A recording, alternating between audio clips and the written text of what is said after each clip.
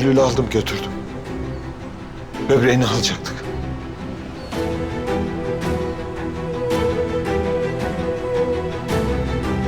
Hala anlamadın mı? Mercan böbrek hastasıydı. Nakil yapılmasaydı ölecekti.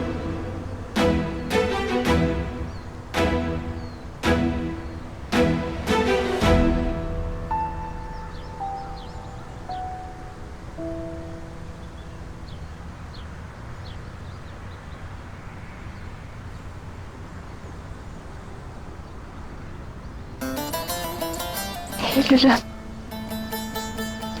Ben babamın yaptıkları için çok özür dilerim senden. Sizi oraya kapattığı için, çektirdiği acılar için, korkuların, küçücük yaşta yaşadığın çaresizlik için çok özür dilerim. Ben de çok çaresizim.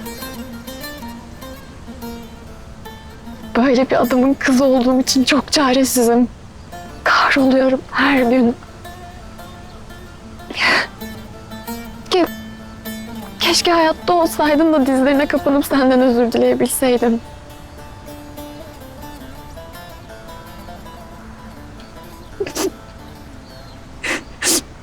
O kadar kızgınım ki kendime.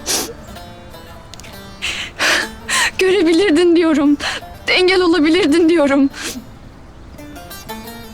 Ama sonra küçücük çocuktum. Nasıl görecektim ki?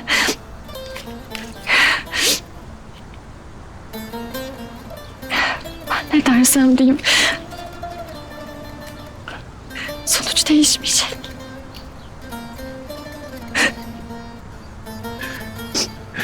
Bizi biraz yalnız bırakır mısın?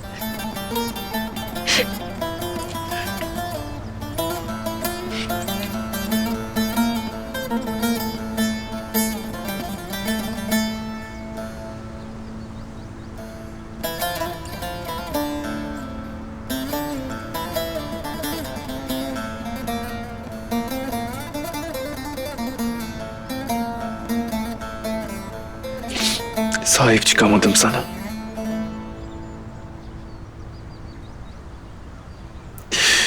Koruyamadım seni.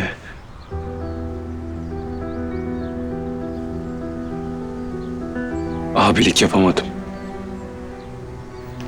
Sen çırpınırken ellerinden tutamadım.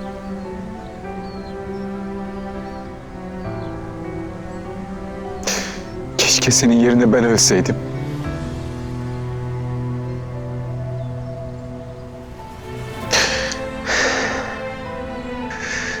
Düşündükçe çılgına dönüyorum. Kim bilir nasıl da korktun. Onlar seni gözüne bile kırpmadan harcarken.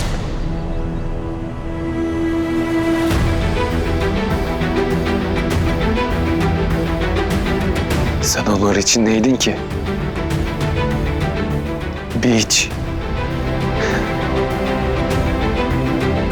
Yapayalnız öldün kardeşim.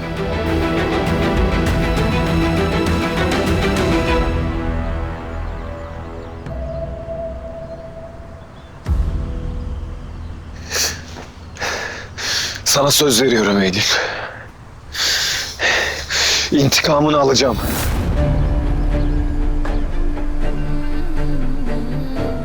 Sana bu acıyı yaşatanlar ömrü boyunca huzuru bulamayacak Eylül.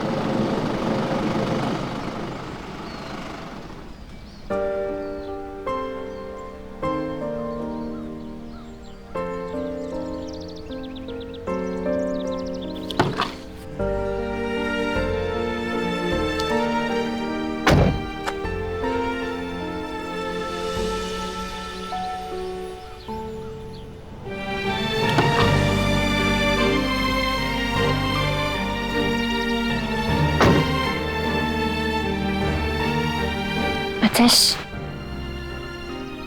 İyi misin? İstersen sahile gidip biraz hava alalım. İyi gelir. Bana hiçbir şey iyi gelmez. Bizim yüzümüzden bu halde. Babam onun içindeki bütün umudu, mutluluğu öldürmüş. Bahçede yürüyelim biraz.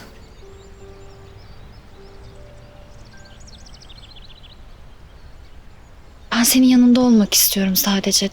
Yardım et. Yardım edemezsin bana.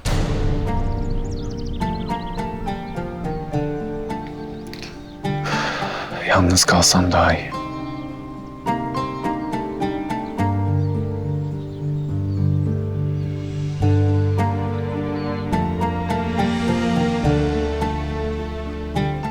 Ne olduğunu anlamadım ama... Tamam. Sen nasıl istiyorsan öyle olsun.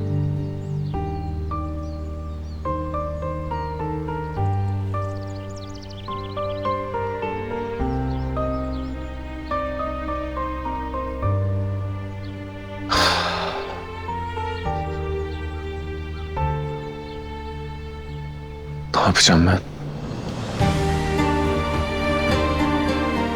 Ne yapacağım seninle? Nasıl çıkacağım buradan seni kırmadan, üzmeden?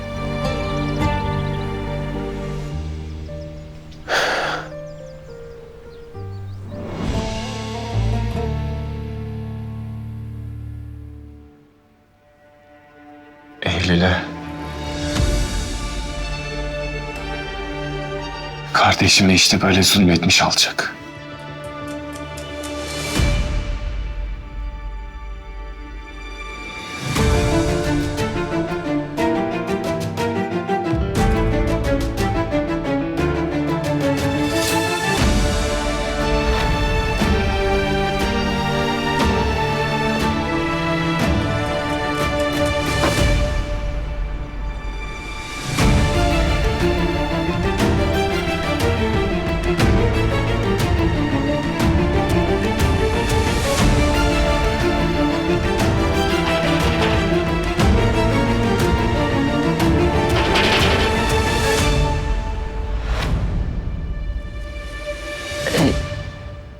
Yapacak tek şey var Ateş. Daha da uzatmanın manası yok. Şu dünyada tek bir nefese dahi hakkı yok o adamın. Babamı katil olmakla suçluyorsun ya. Sen ondan farklısın sanki. Bir insanı gözünü kırpmadan silah doğrultuyorsun. Suçladığın o insanlara dönüşüyorsun. Hadi. Hadi vursana. Neyi bekliyorsun? Çek şu tetiği.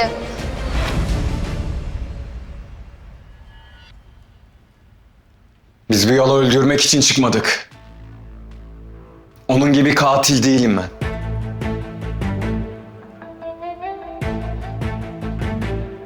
Onu kolay kolay bitirmeyeceğim. Yalvaracak, sürünecek. Yaşadığı her şeyi misliyle yaşayacak.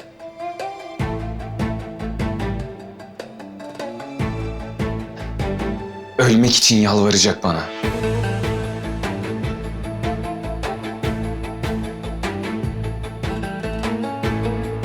Benim adalet terazim böyle işliyor.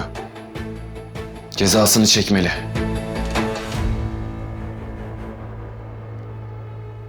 Bir mesele daha var.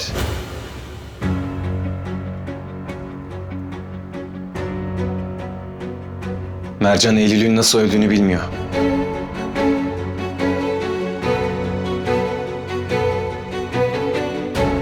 Bunu zamanı gelince ben söyleyeceğim. Benden değil de bir başkasından öğrenirse eğer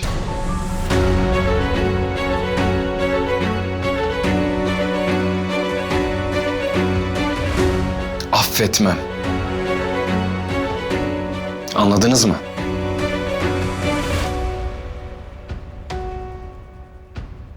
Öyle ya da böyle.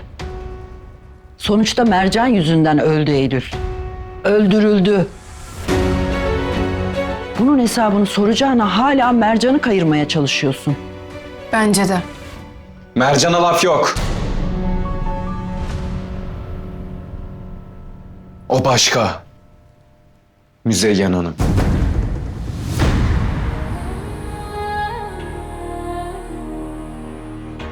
Özellikle de sen Aslı. Sen de söylediklerimi duydun.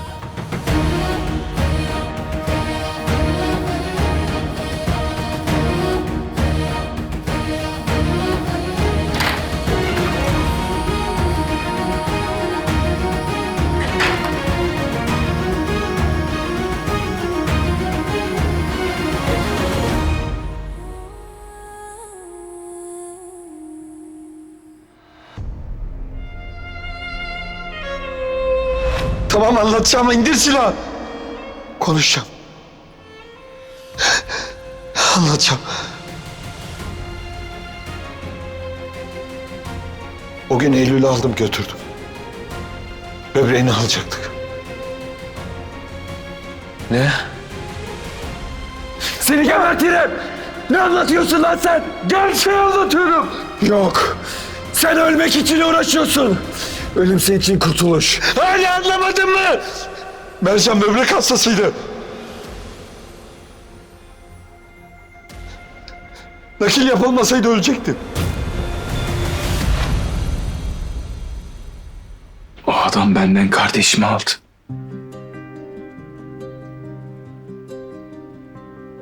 Benim küçücük kardeşim boyundan büyük acılar çekti.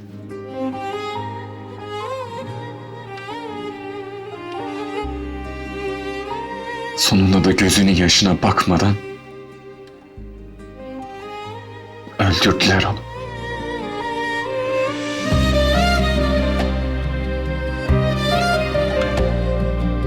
Bütün gördüğü bu oldu.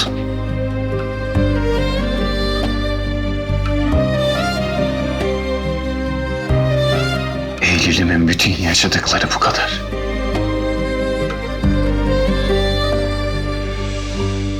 Ateş.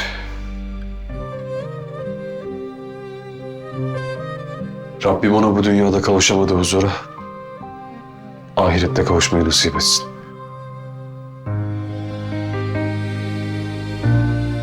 Sonra kardeş.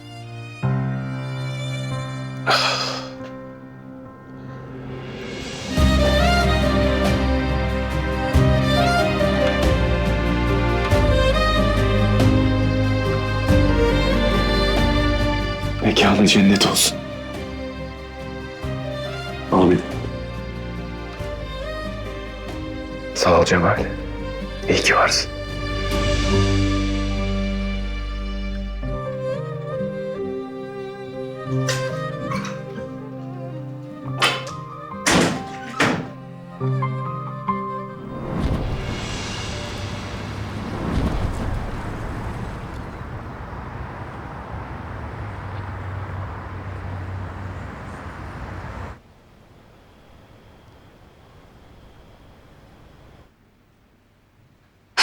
Bir şey olmuş ama ne?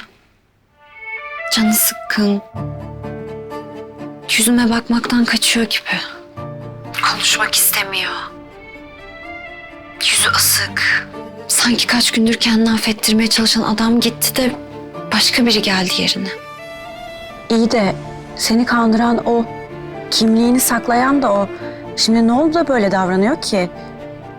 Babam yüzünden çok kötü şeyler yaşanmış geçmişte. Gelgitlerinin olması normal tabii. İyi de bu yeni bir şey değil ki. Bunu başından beri biliyordu zaten. Benim de korktuğum o Demet.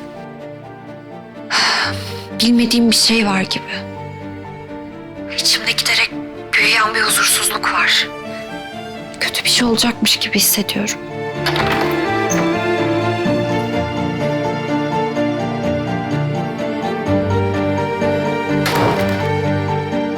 Konuşuruz sonra canım. İyi geceler.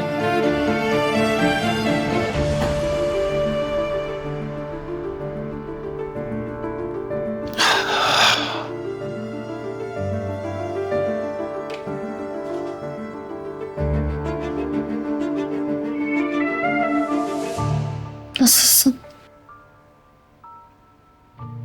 Biraz sessizliğe ihtiyacım var.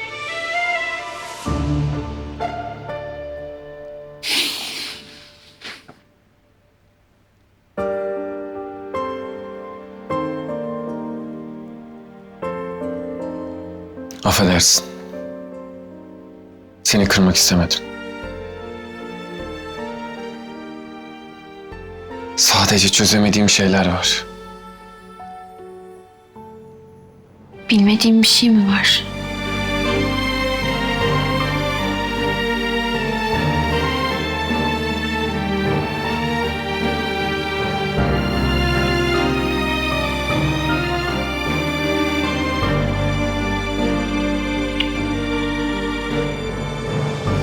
Mercan böbrek hastasıydı. Nakil yapılmasaydı ölecekti. Tek uyumlu olan Eylül'dü. Onun böbreğini aldık.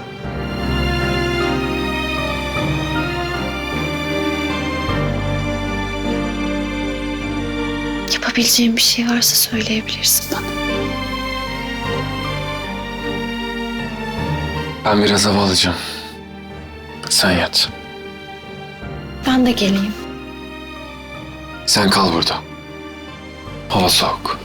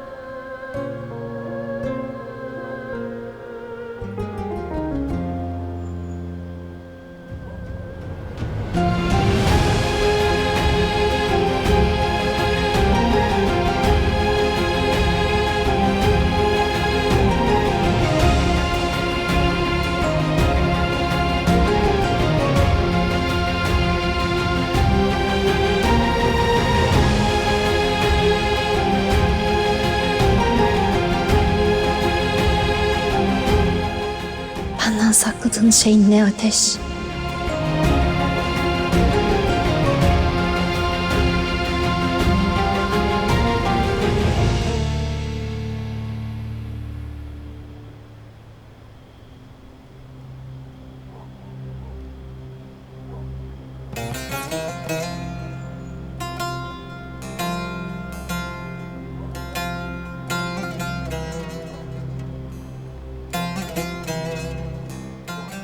Eylül'üm, kardeşim, nasıl kıydılar sana?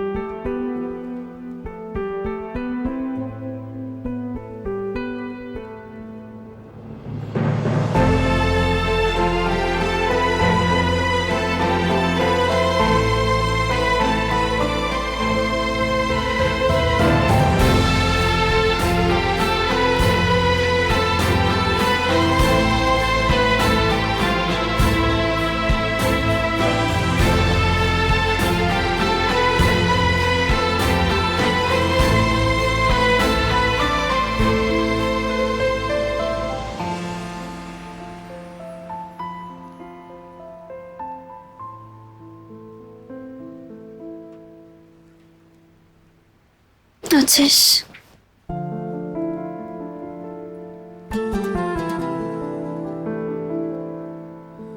Uyandırdın mı?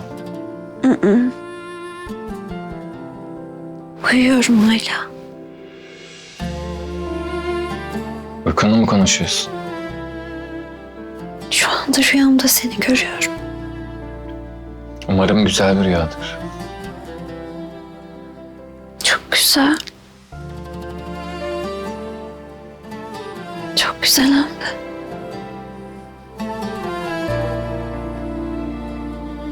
Elimi tutuyorsun sıcacık.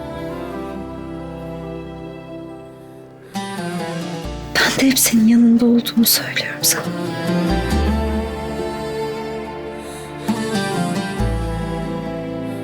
Elini hep tutacağımı söylüyorum. Sonra beni sevdiğini söylüyorsun. Demek öyle. Beni sevdiğini söylüyorsun. Seni seviyorum. Ben de seni seviyorum. İyi geceler. İyi geceler.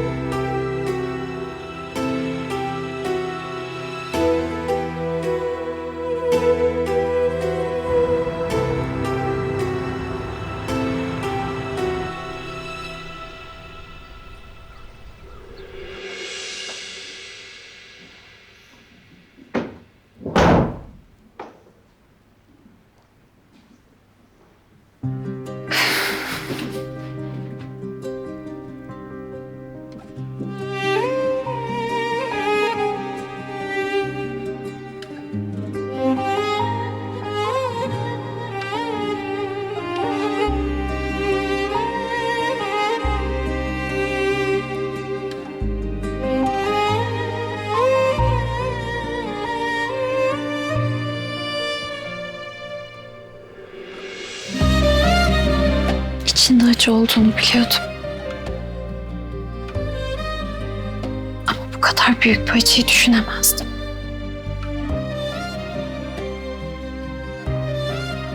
Benim düşünmeye bile cesaret edemediğim o acıyı sen yaşamışsın.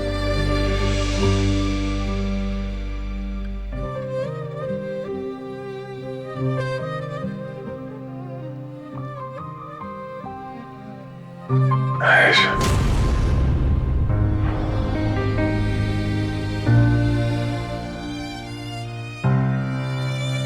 Hayır. Yapma. Ateş, Yapma bunu. Ateş uyan. Elif. Ateş, Kardeşim. Ateş. Ateş. Tamam, geçti bak. Kabus gördüm. Bir şey yok, tamam mı? Yanındayım ben.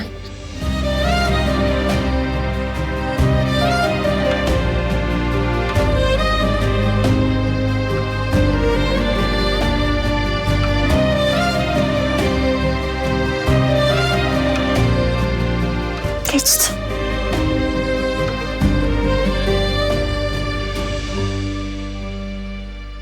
İyisin değil mi? Tamam geçti. İyiyim.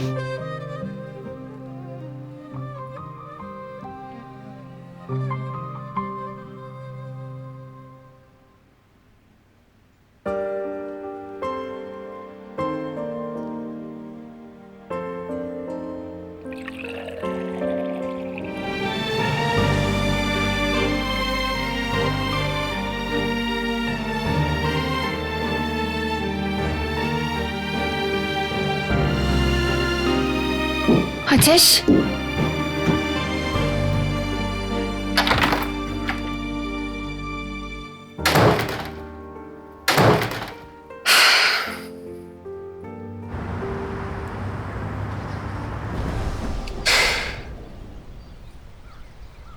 Bu nasıl bir kader be Cemal?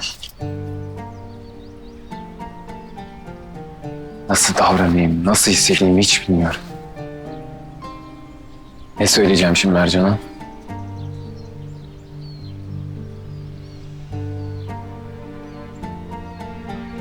Onun da suçu yok biliyorum. İstemsiz yere kırıyorum kalbini. Sonra bir de buna üzülüyorum.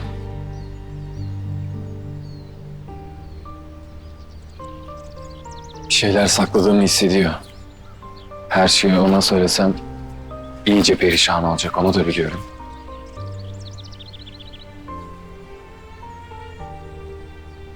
İki arada bir deredeyim.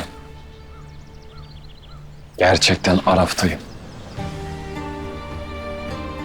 Ateş, sen şu hayatta hiç uğruna sınavlara tabi tutulmadan, fedakarlık yapmadan, savaşmadan elde edilen güzel şeylere rastladın mı? Şahsen ben rastlamadım. Ha eyvallah birkaç tane tesadüfe denk geldim ama onlar da çok uzun süren şeyler değiller zaten.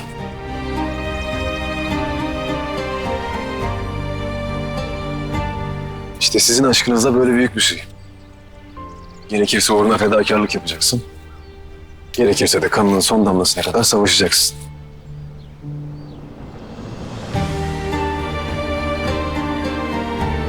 Bence sen şu an önce yüreğine, sonra Mercan'a güven, biraz sabret. Zaman çok değişik bir şey. Bazen bütün sorunların dermanı olabiliyor. İşte bence size de tam olarak lazım olan şey bu. Zaman kaybetmeden yapmam gereken bir şey var. Eylül'ün ameliyatını yapan, onun ölümüne ortak olan doktoru bulmam lazım. Belki başka çocukları da kurban ettiler.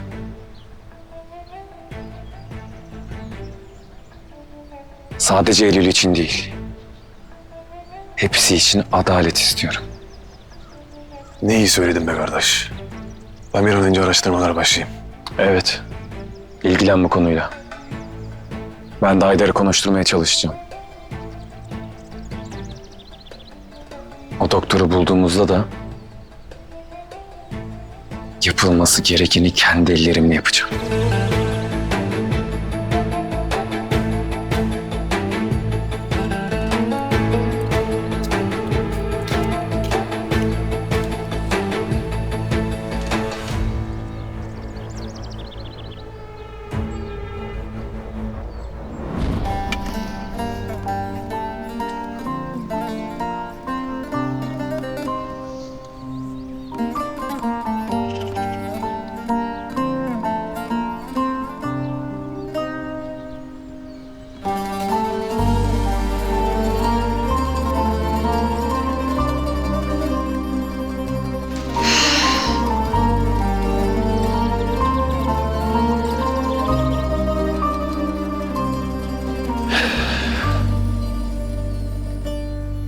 Şu sıralar birazcık sıkkınım.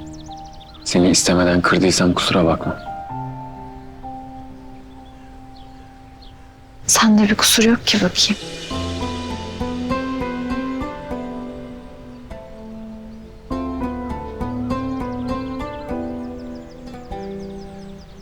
Ben sana hep böyle sevgiyle bakayım.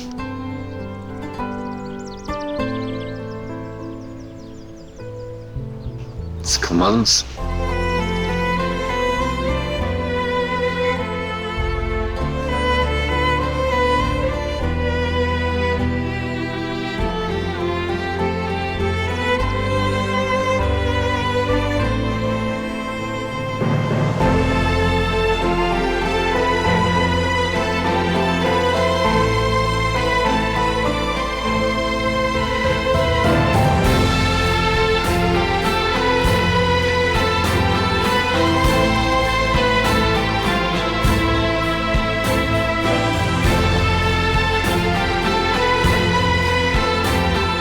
Çok güzel oldu. Sen bu aralar beni değil de kendini düşün bence. Çünkü ben hep seni düşünüyorum. İkimiz de zor zamanlar geçiriyoruz. Öfkelenmemiz, bocalamamız çok normal. Ama birbirimize anlayış göstermek zorundayız. Yoksa başka türlü aşamayız zorlukları. Mesela bunu yaptığında anlayış göstermen gerekebilir. Sen savaş istiyorsun. Aşk savaştır bazen, bilmiyor musun? O zaman savaşırım ben de. Gel buraya.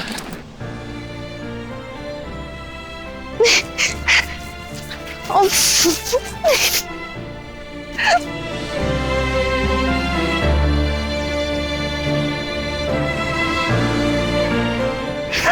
Dur, tamam. Tamam. Pes. mi? Pes. Tamam. Barışalım. Barışalım o zaman.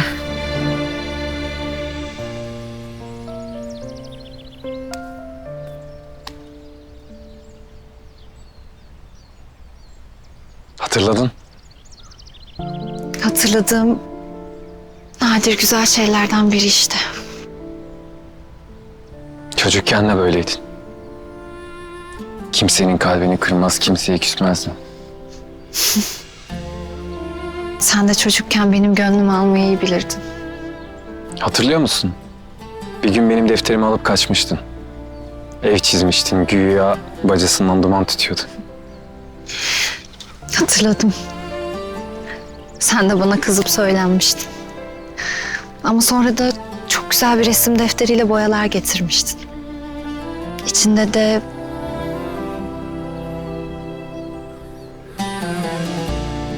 böyle bir çiçek.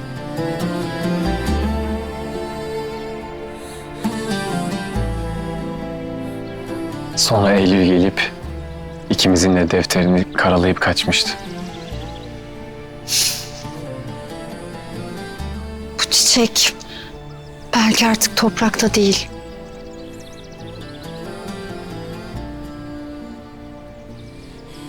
Rüzgarla, yağmurla savrulmayacak. Ama benimle yeni bir hayatı olacak.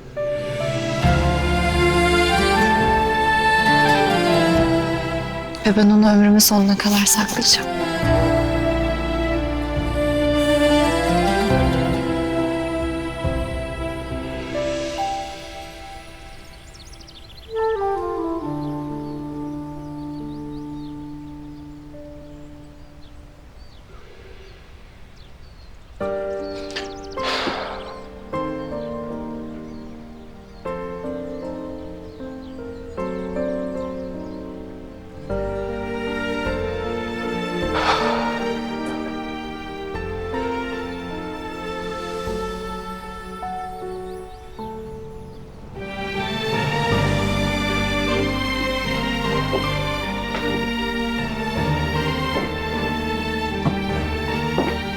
Sana ıslak mendil getirdim.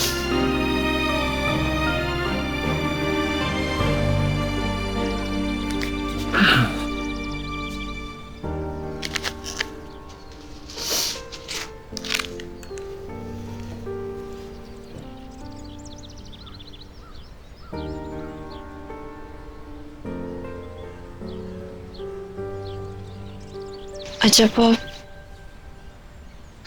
bu kadar acı yaşanmasaydı yine yollarımız kesişir miydi?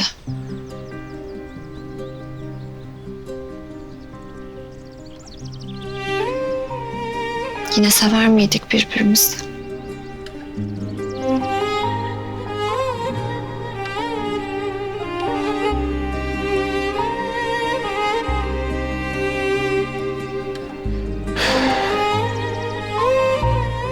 Kader isterse iki insanı dünyanın öbür ucunda bile buluşturur. İsterse aynı evin içinde yabancı eder.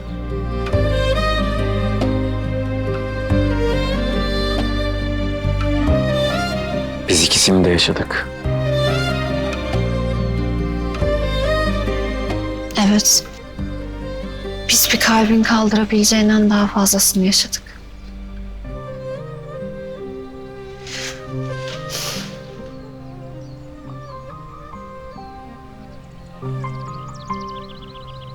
Dünyada bana en yakın insan sensin biliyorum. Ama aramızdaki uçurumu da görebiliyorum.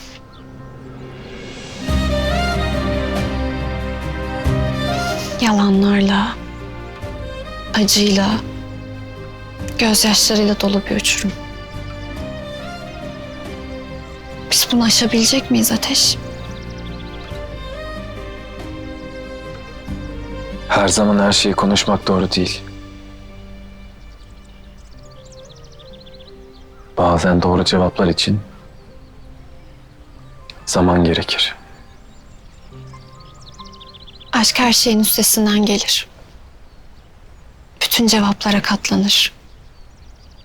Tüm olmazları olura çevirir.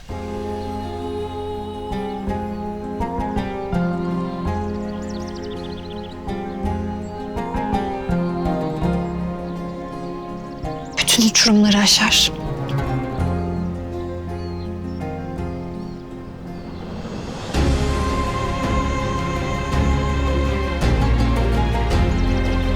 O uçurumun kenarında bekleyeceğim seni. Yalanlara ve acılara rağmen bekleyeceğim. O uçurum sandığından çok daha derin, çok daha karanlık.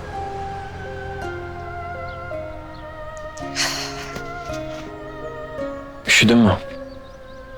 Evet. İçeri girip çay içelim mi?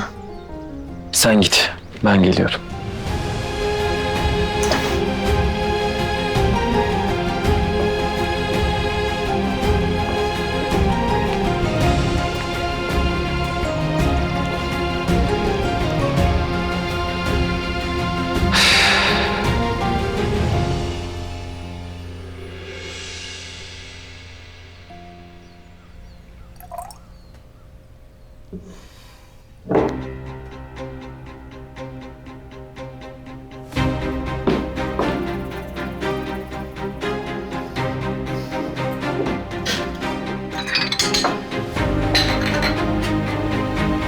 Mercan.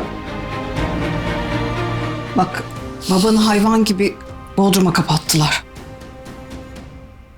Benim senden başka kimsem kalmadı. Sen de yüz çevirme bana. Bizim birbirimizden başka kimsemiz yok kızım. Babam da onları oraya kapatmış ama. Bizim artık bir ailemiz yok anne. Babam yaptıklarıyla mahvetti ailemizi. İnsanlar da hata yapar kızım. Hata mı? Ya küçücük çocuklara zulmetmenin adı hata olamaz. Savunmasız da onlar. Onları koruyacak kimseleri bile yoktu. Sadece kim çocuklara zarar verir biliyor musun? Kim onları incitir canı yanmadan? Saf kötüler. Sadece gerçekten kötüler çocuklara zarar verebilir. Babam da onlardan biriydi. Sen de öylesin. Her şeyi en başından beri biliyordun. Ama sustun ve yaşamaya devam ettin. Senin de bir kalbin yok.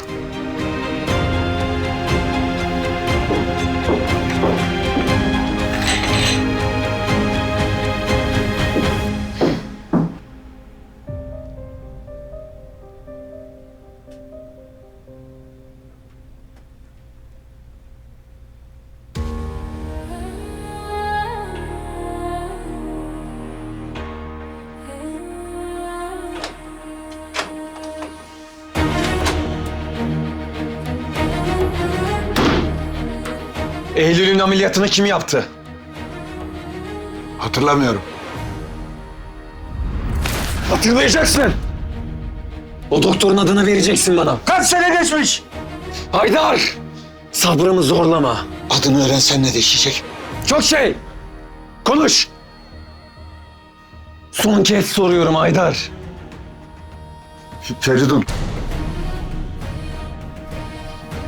Feridun soyadını bilmiyorum, hatırlamıyorum.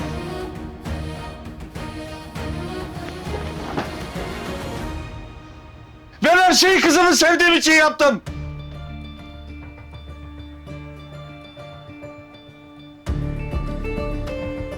Onun için bir canı feda ettim. Mercan'ı seçtim ben, Mercan'ı.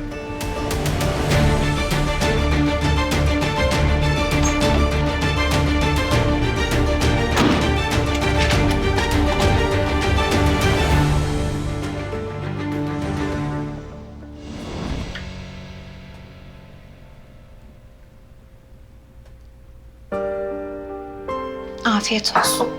Sağ ol.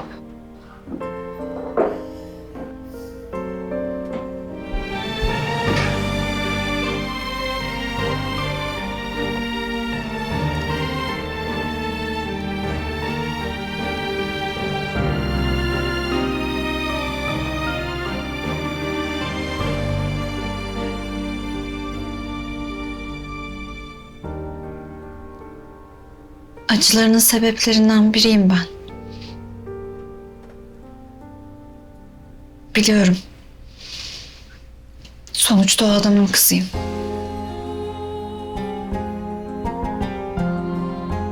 Ama ben bize inanıyorum Ateş.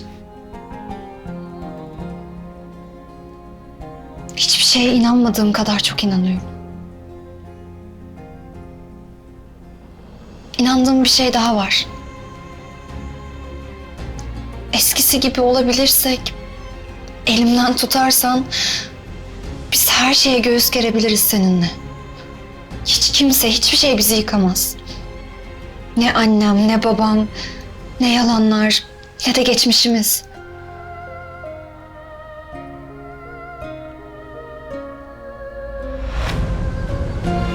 Eylül'üm. Ben babamın yaptıkları için çok özür dilerim senden. Sizi oraya kapattığı için, çektirdiği acılar için, korkuların, küçücük yaşta yaşadığın çaresizlik için çok özür dilerim. Mercan.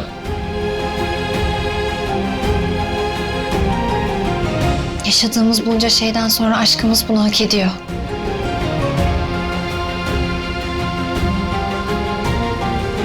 Senin de kalbin böyle söylüyor değil mi? Aşkımızı seçmeni söylüyor. Biz seninle her zorluk... Mercan.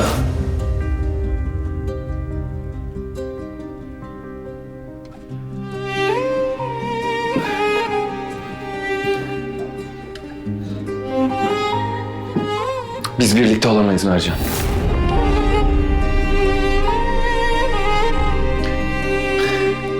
Bu sevda bitmeli artık.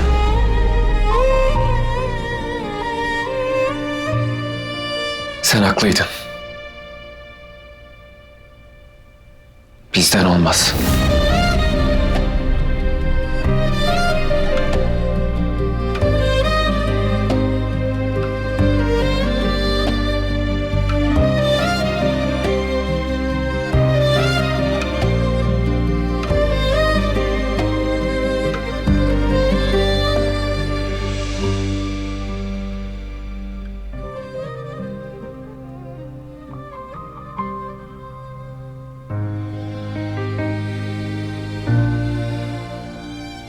Sen haklıydın.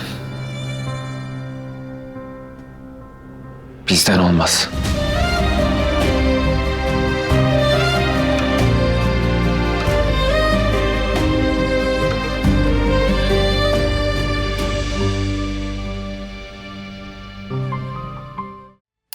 You can now watch Arafta with subtitles in multiple languages, and on some episodes, audio in multiple languages as well.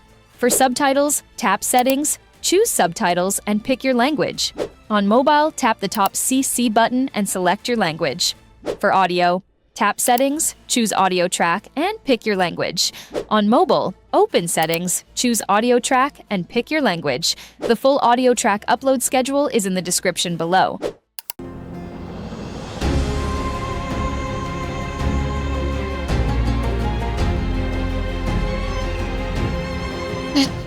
Ne diyorsun sen?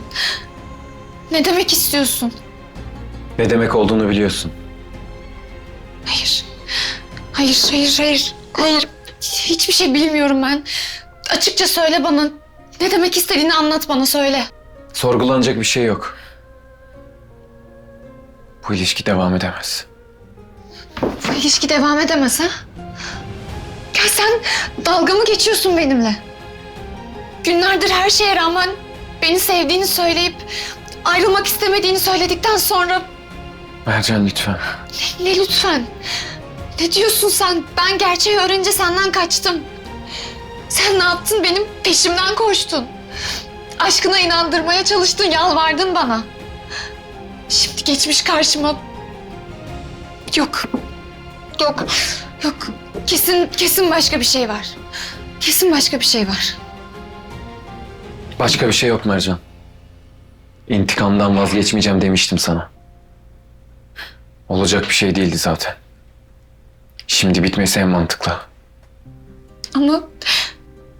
Ama aşkımdan vazgeçmeyeceğim demiştin. Seni tanıyorum artık. Kesin başka bir şey var bana söylemediğin. Anlat. Anlat, neden sözünden döndün bir anda? Anlatacak bir şey yok. Ateş. Ateş lütfen. Sana haksızlık ettim. Hataydı. Hataydı ha? Beni sevmediğini söyle o zaman.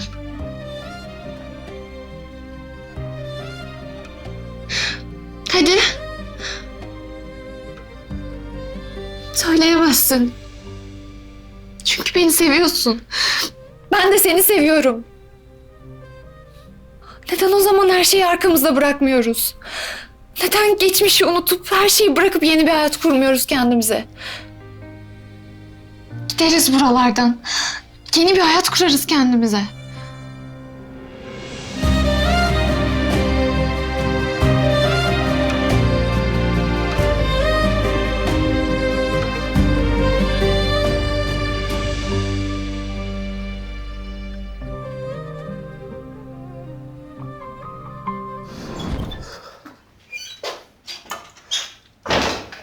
Ben de tam seni arıyordum. Ne oldu? Mercan'la Eylül'ün ameliyatını yapan doktor. Ölmüş. Zaten organ mafyasıyla bağlantısı var diye meslekten men edilmiş. Ceza da almış. Ahlaksız. Eylül gibi kim bilir kaç cana kıydı. Ulan şu ölmeseydi de bir elimize geçseydi temizinden. Bunlar ne kadar vicdansız insanlar. Kaç cana kıydılar hala umurlarında değil. Ateş sakın. Bak sakın Haydar'ın tuzağına düşme. Seni bile isteye kışkırtmaya çalışıyor bu adam. Sen artık eski Tahir değilsin. O savunmasız, kendine güvenmeyen çocuk değilsin. Sen şu an Haydar'ın baş edemeyeceği en büyük düşmanısın. Yaptıklarının cezasını çekecek. Kendi kendinin Azrail'i olacak o. Peki Mercan? Ona söyleyecek misin?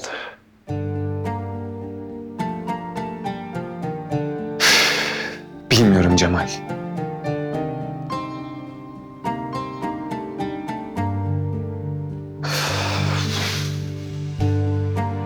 Ne yapacağımı hiç bilmiyorum. Mercan bunu kaldıramaz. Mercan'a her baktığımda önce yanından uzaklaşmak istiyorum. Sonra da yanından kopamıyorum.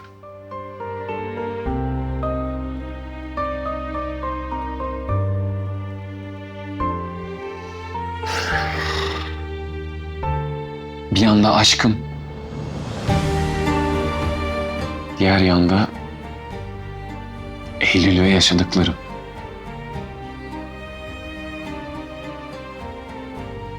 Ne yana dönsem kor ateş.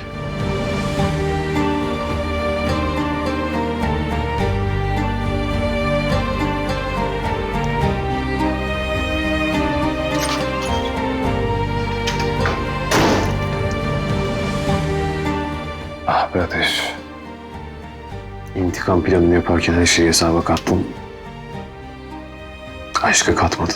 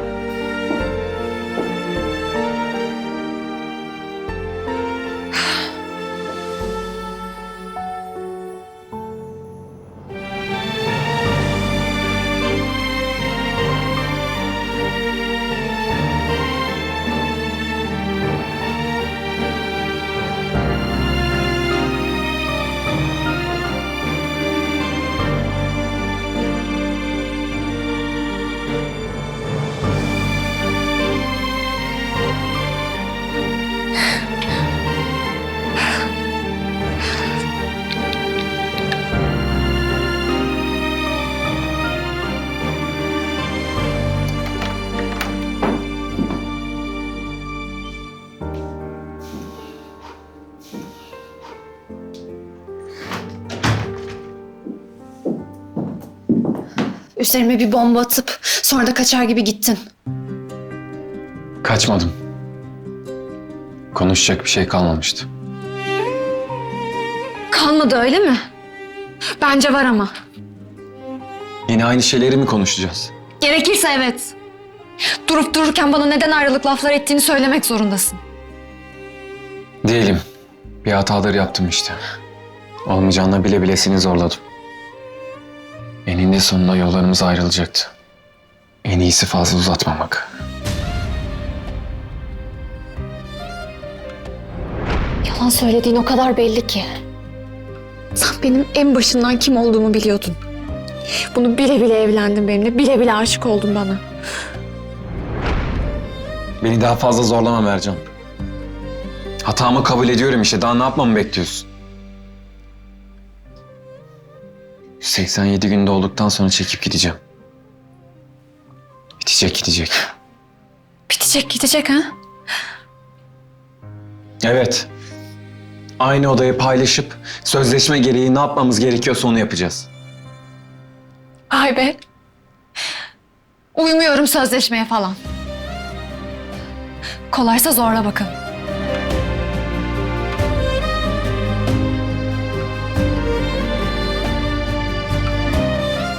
Beni kışkırtma. Bunda değil. Seninle bir anlaşma yaptık. Ve buna uymak zorundasın. Konuşmak istemiyorum. Ben kararımı verdim. Kararını verdin ha? Öyle mi? Ben senin oyuncağın değilim. Bir gün yakınlaşıp ertesi gün benden kaçamazsın. Biraz cesaretin varsa bana ne olduğunu söylersin. Bana bunu borçlusun, anladın mı? Ne anlatmamı istiyorsun? Birlikte olmamızın imkansızlığını görmüyor musun?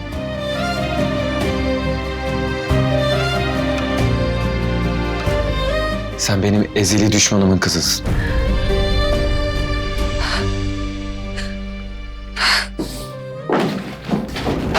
Benimle konuşurken bir daha sırtını dönme.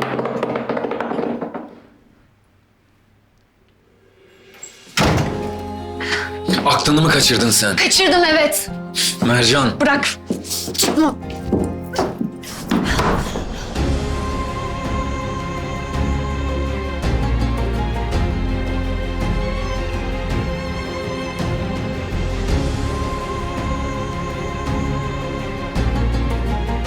Bilmem gereken her şeyi söyledim. Uzatma artık.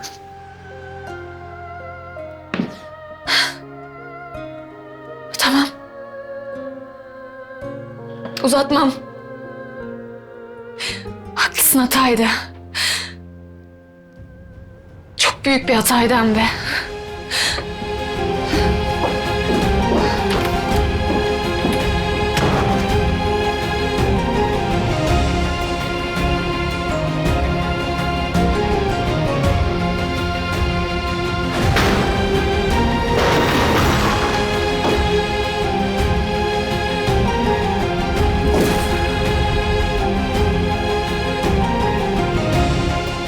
Benim en başından kim olduğumu biliyordun. Bunu bile bile evlendin benimle, bile bile aşık oldun bana.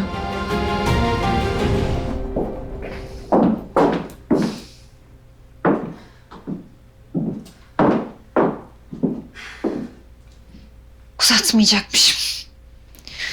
Uzatmayalım bakalım. Mutlu olsun Ateş Bey.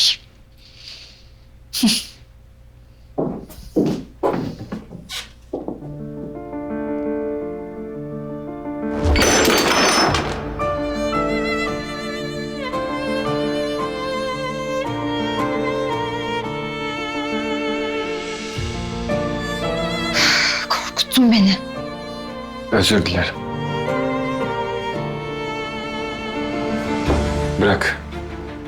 Ben yaparım. Gerek yok. Ben düşürdüm, ben toplarım. Ben yaparım dedim. Elini keseceksin. Ben de bırak dedim. El benim elim. Kesersem keserim. Asıl sen bırak.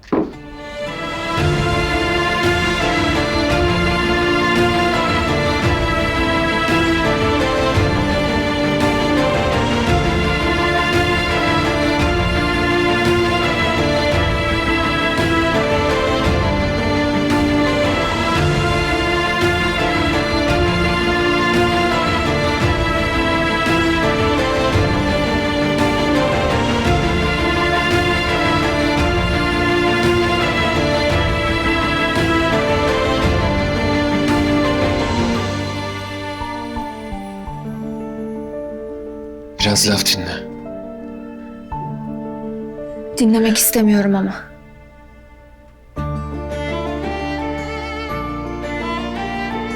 Ben kırdım, ben toplarım. Senin gibi değilim ben. Ne demek istiyorsun sen? Kırıp döküp sonra da arkamı dönmem demek istiyorum.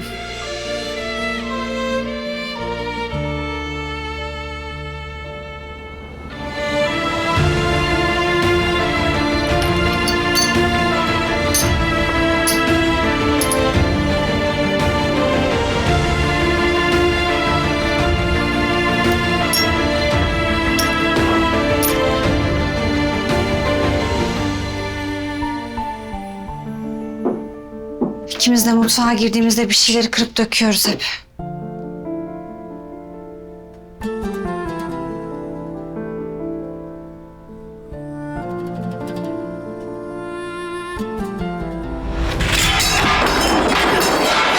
Beni daha fazla delirtme. Doğru düzgün cevap ver artık. Kalbimin ritmini bozma. Senin anladığın bu işte. Yıkıp dökmek. Tamam, madem bunu istiyorsun. Madem sen bundan anlıyorsun, al.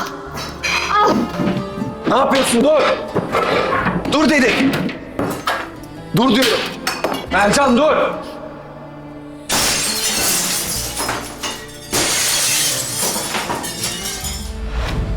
Artık bırakmam seni. Biliyorum. Çünkü sen de beni seviyorsun. Sevmiyorum seni. Seviyorsun sen de. Aşkından ölüyorsun hem de. Sevmiyorum dedim. Seviyorsun. Sevmiyorum, bırak. Seviyorsun. İtiraf et. Sevmiyorum dedim. Seviyorsun. Çok seviyorum. Çok. Çok hem de.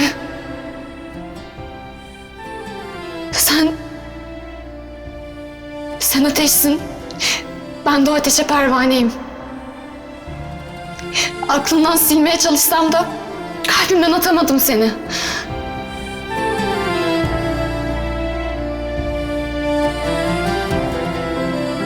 Pervane ateşi bulduğunda ölümsüzleşir.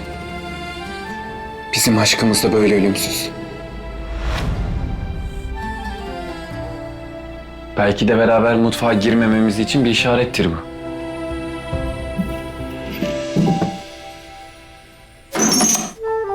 Belki de hiçbir şey yapmamamız için bir işarettir. Zaten yapmamız en başından yanlıştı. Evet. Neyse ki bitti. Biraz geç de olsa doğru olanı yaptık. Ne güzel değil mi? Canın istediğinde bir başkasının hayatına zorla girebiliyorsun.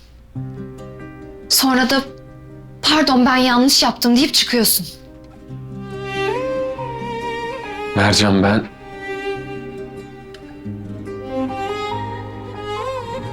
üzgünüm. Böyle olmasını Sakın. istemezdim. Sakın bana acımaya kalkma.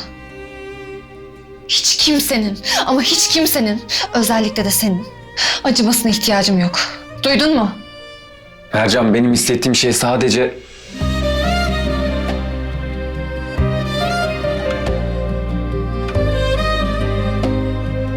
Ben sana saygı duyuyorum. Saygı duyduğun falan yok senin. Yıkıp döktükten, kırıp döktükten sonra hiçbir şey umurunda bile değil. Kırıkları topladım. Evet topladın. Sonra da çöpe attın hepsini.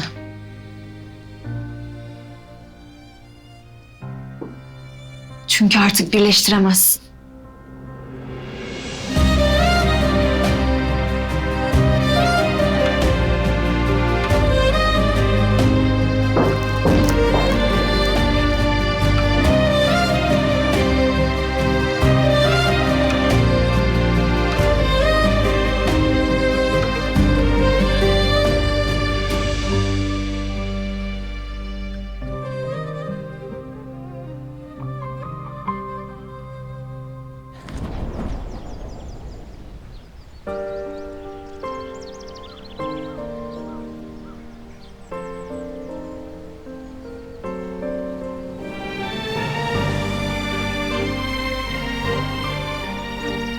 Neyse ki bitti. Biraz geç de olsa doğru olanı yaptık. Ağlamayacağım. Yapmayacağım.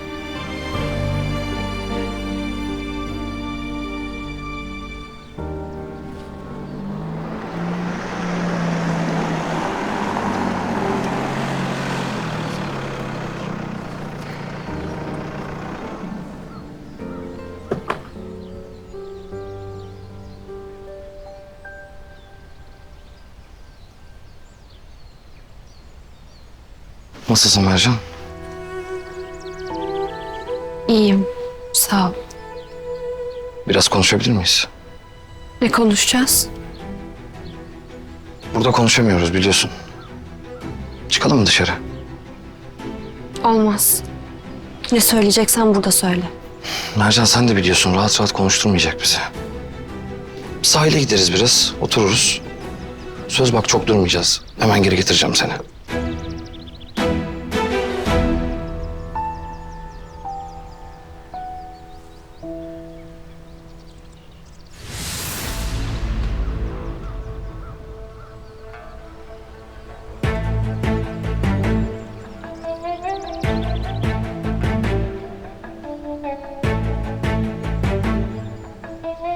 Tamam ama fazla kalamam. Tamam söz.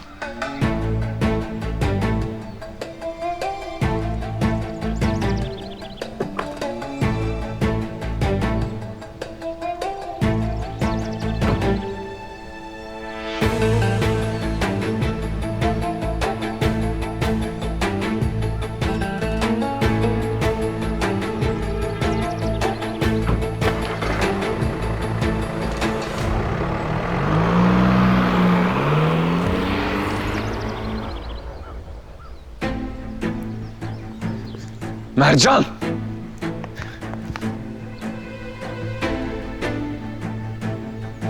Bunu sakın bana yapma Mercan, sakın!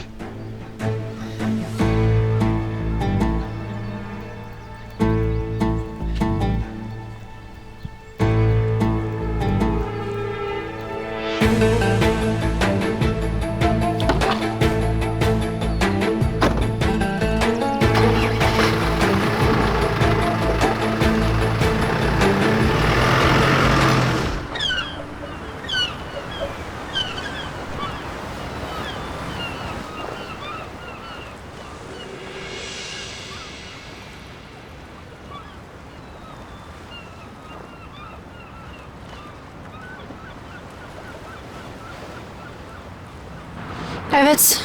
Nezir seni dinliyorum. Mercan içim hiç rahat değil. Sen kabul etmiyorsun ama Nezir. Daha önce konuştuk bunları. biliyorum. Biliyorum ama elimde değil ne yapayım? Benim tek derdim senin güvende olman. Bak babana yaptıkları ortada. Sıra seninle annene gelecek. Lütfen Nezir.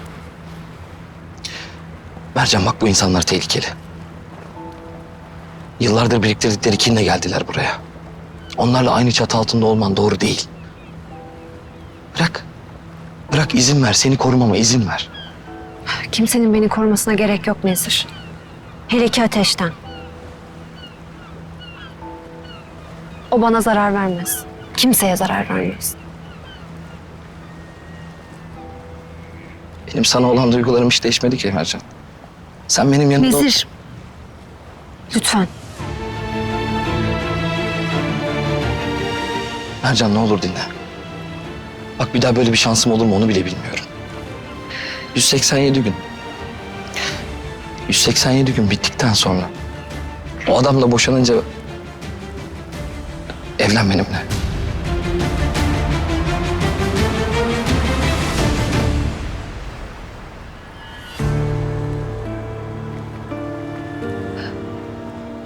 Seninle geçireceğim tek bir güne bile razıyım ben. Hatta tek bir saniyeye bile.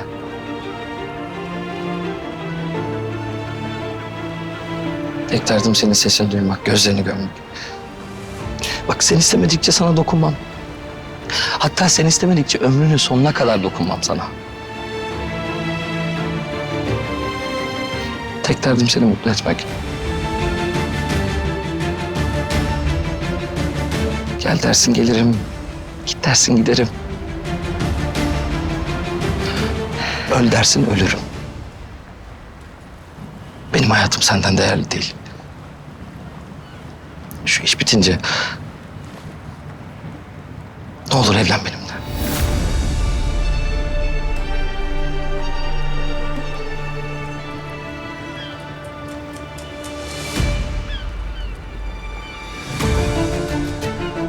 Nezir, Ateş'i çok sevdiğimi biliyorsun. Başkasını seven biriyle nasıl mutlu olacaksın ki? Hem bir cendereden çıkıp diğerine neden gireyim? Evlenmeden hallolmuyor mu bir şeyler?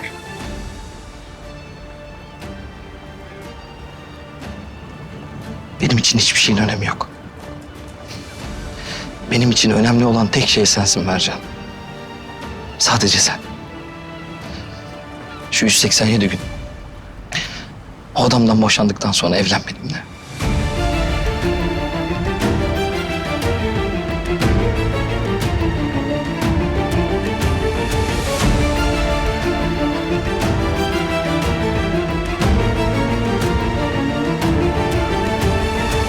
Düşüneyim.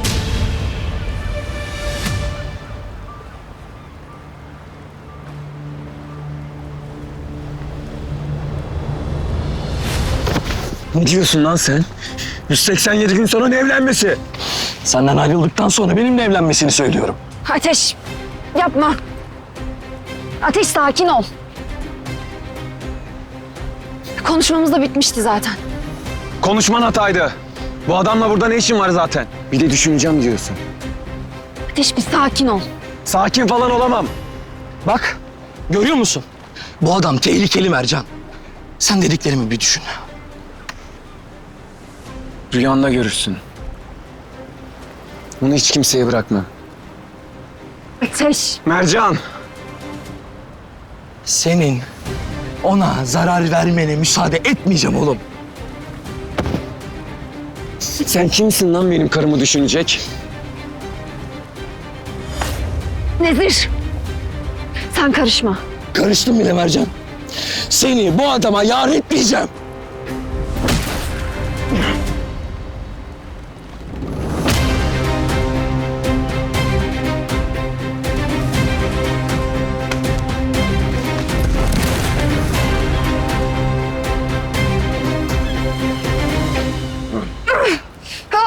Yeter ama bıktım bu kavgalarınızdan. Yeter artık, bıktım sizin kavgalarınızdan da, her şeyinizden de. Yeter. Ne haliniz varsa görün. Mercan! Mercan! Mercan, dediklerimi düşün. Mercan bekle. Ne var? Neyi düşünecekmişsin sen? Bir daha yüzüme söyle bakayım. Gayet iyi duydun neyi düşüneceğimi. Seni niye ilgilendiriyor ki bu? İlgilendirir. Çünkü hala karımsın. Senin de dediğin gibi. Kağıt üzerinde bir evlilik bu. Hem sen neyi sorguluyorsun? Bir dediğini, bir yaptığını tutmuyor. Sabahtan beri bitti deyip duruyorsun. Şimdi sen niye geçmiş karşıma hesap soruyorsun ki? Madem senin işin bir sözleşmeden ibaretiz, Nezir'in ne dediği de, neden geldiği de seni ilgilendirmez. Bugün şansını fazla zorluyorsun. Öyle mi? Hiç farkında değilim. Çıldırtma beni Mercan. Çıldırıp çıldırmaman umurumda bile değil.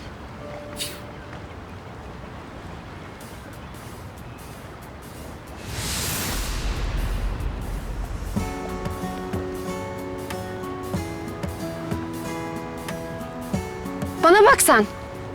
Neye bakıyorsun? Bana mı dediniz? Evet, sana dedim. Çok mu beğendin? Evli barklı adama bakıyorsun. Mercan ne yapıyorsun? Kendine gel. Kusura bakmayın. Ne kusura bakacak? Ne yaptım kusura bakılacak? Nereye gidiyorsun sen? Bana bak. Neye baktığını söyle çabuk. Mercan ne yapıyorsun? Kendine gel dedim. Ha, bir de ayaklarına kapansaydın kusura bakma falan diyor ya. Git bak, koş peşinden gidiyor hadi. Mercan ne yapıyorsun? Kendine gel. Ben gayet kendimdeyim. Kimdi o kadın? Niye baktı sana? Ya ben ne bileyim kimdi burada oturan birisi işte. Saçmalıyorsun bak Mercan. Ben yapınca saçma oluyor ama sen yapınca çok normal, öyle mi? Anladın mı şimdi nasıl oluyormuş? Sen özellikle yaptın yani. Yo, özellikle falan yapmadım. Bıraksaydın da sana bakmak nasıl oluyormuş gösterirdim ben ona. Yürü hadi yürü. Çekiştirme kendimi, yürürüm ben. Kıskandın mı sen beni? Sen o kadına baksaydın bir de o zaman görürdün kıskanmayı. Bu arada Nizir mevzusunu unuttuğumu zannetme. Aman unutma. Hala Nizir diyor bana. Düşünecekmiş. Sen benden başka hiçbir şey düşünemezsin.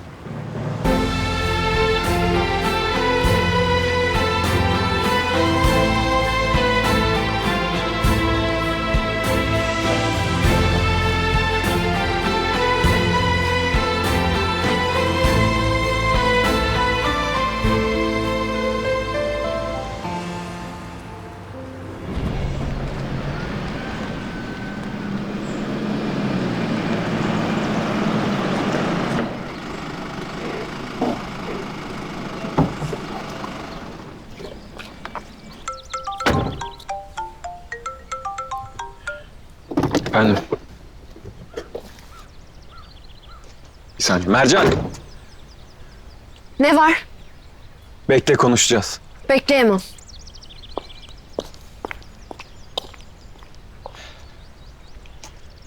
Dinliyorum. Hayırdır? Babanı ziyaretten mi geliyorsun? Size bana bir daha dokunmayın demiştim. Dur sen. Babandan sonra sıra sana da gelecek. Katilin kızı. Bıktım artık sizin yalanlarınızdan, iftiralarınızdan. Nesi yalan?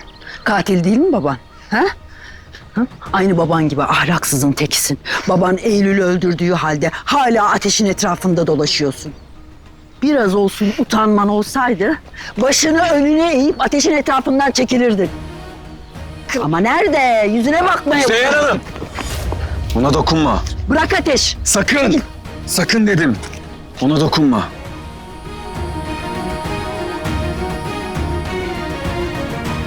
İyi misin? Bir şeyin yok değil mi?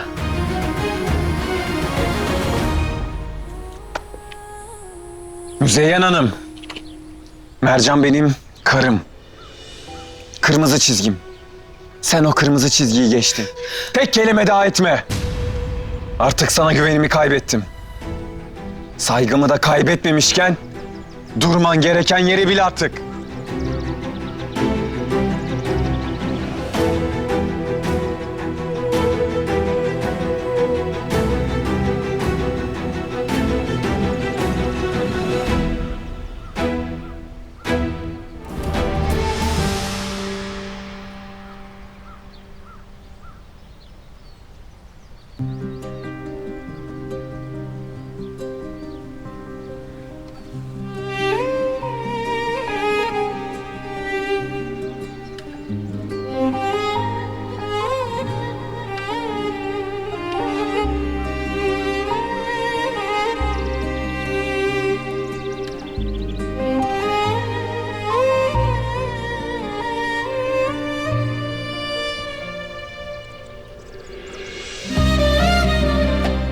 Nasılsın?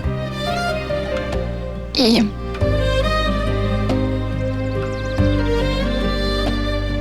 İyi olmadığını biliyorum. Sahilde olanlar normal değildi.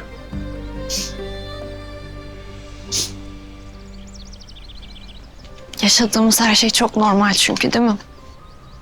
Sahilde olanlar normal değil. Biz uzun süredir normal bir şey yaşamıyoruz Ateş. Hele ki ben.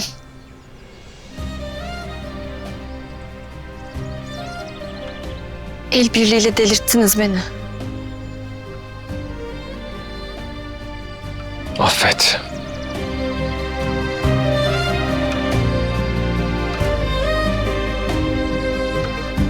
Müzeyyen anne bazen çok acımasız olabiliyor. Bazen mi? Sen bana yapılanları unuttun herhalde. Unutmadım.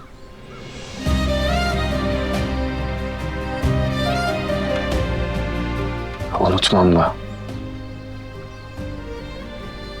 Ama şimdi bir kez daha neden beraber olamayacağımızı anladın değil mi?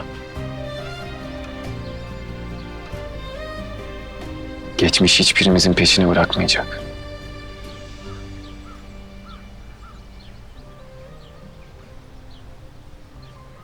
Şimdi Nezir gelse yine aynı şeyleri söyleyebilecek misin acaba?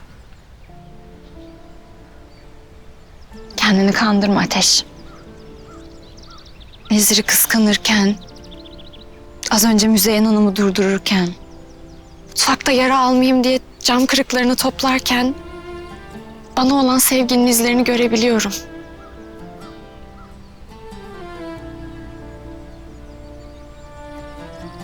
Bunları anlamayacak kadar aptal değilim ben.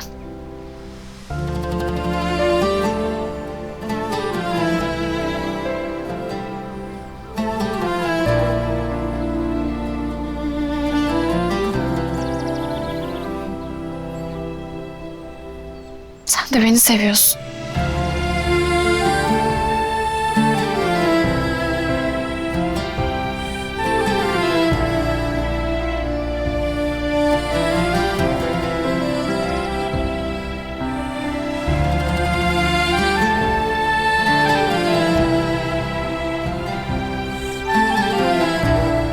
Ben de seni seviyorum.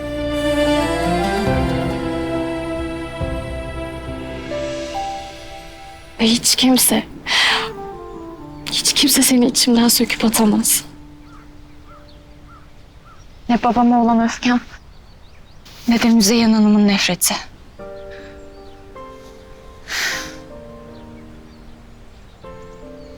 Yaşadıklarını anlıyorum. Çektiğin acıların da farkındayım.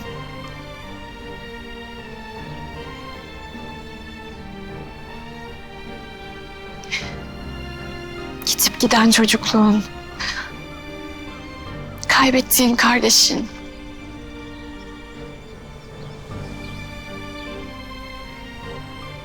bunları düşününce öfkene hak veriyorum. Benim de tek istediğim senin yanında olmak. Sana destek olmak, yaralarını sarabilmek. Artık geçmiş yok. Geleceğimiz var önümüzde.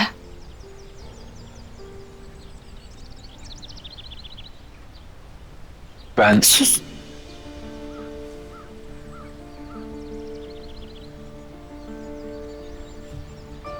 Sakın bir şey söyleme.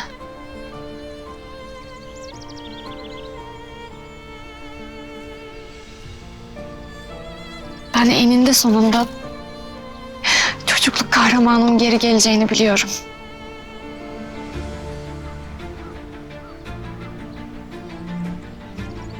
O güne kadar da sabırla bekleyeceğim.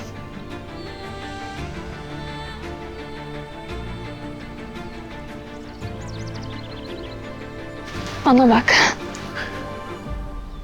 Sen Tahir'sin. Bunu unutma.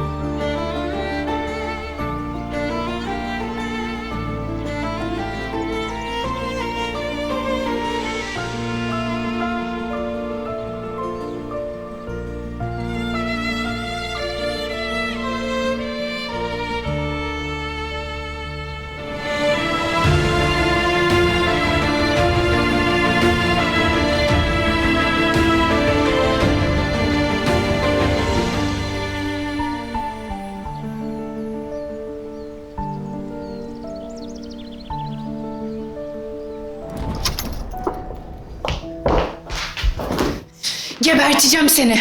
Ne yapıyorsun sen? Bırak kolumu. Ateşin her zaman etrafındasın. Rahat bırak onu. Yeter artık, düş yakasından. Sana daha önce de söyledim. Ateşle aramıza girme. Ne yaşadığımız seni ilgilendirmez. Ben de sana defalarca söyledim. İkiniz diye bir şey yok. Şunu kafana iyi yaz. Ateşle biz kopmayız. Onun fırtınası diner, yine bana döner. Buna asla engel olamazsın. Çünkü biz birbirimizi seviyoruz. Anladın mı?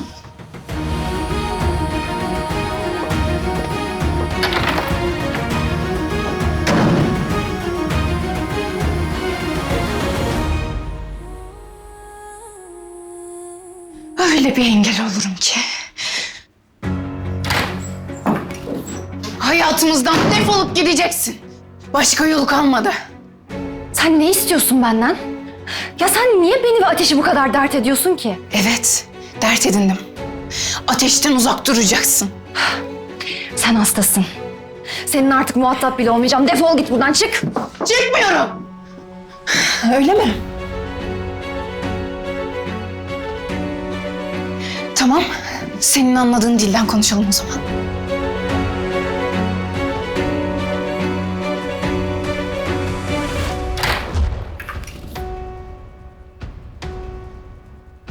Ateş, iyi ki geldin.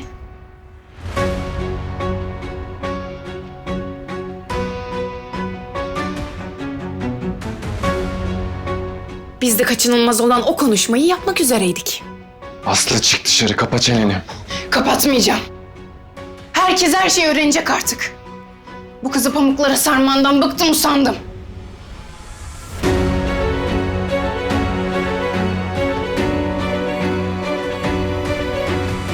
Neye mal olduğunu da, kimin canı pahasına yaşadığını da öğrenecek.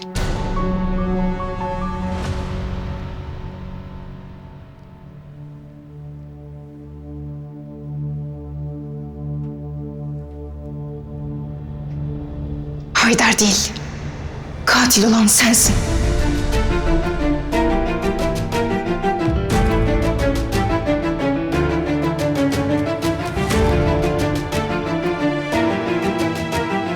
Senin hayatını mahveden o. Aslı yeter. Ne demek istiyorsun sen? Eylül'ün katili sensin.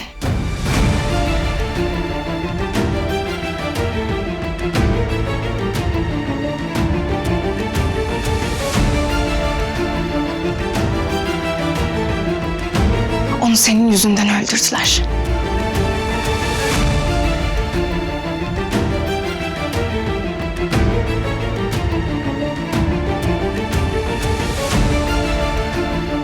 Aslı yeter dedim. Yetmez! Taşıdığın böbrek, Eylül'ün böbreği. Taşıdığın böbrek, Eylül'ün böbreği.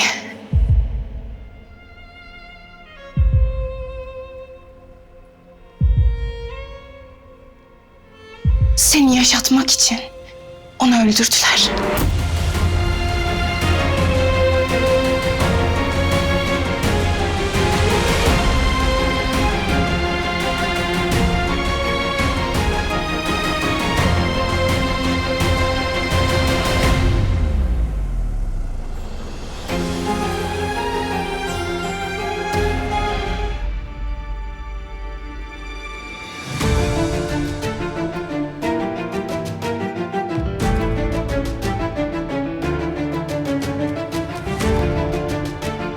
Eylül senin yüzünden öldü.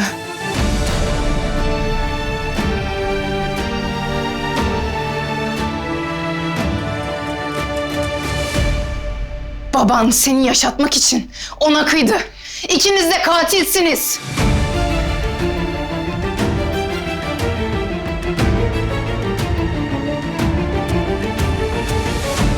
Aslı yeter dedim sana, sus. Yetmez! Her şey, bütün acılar onun yüzünden yaşandı.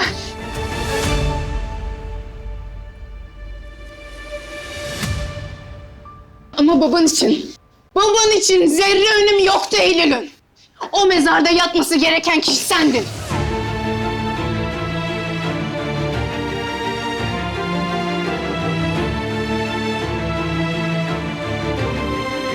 Aslı yeter dedim sana. Yetmez!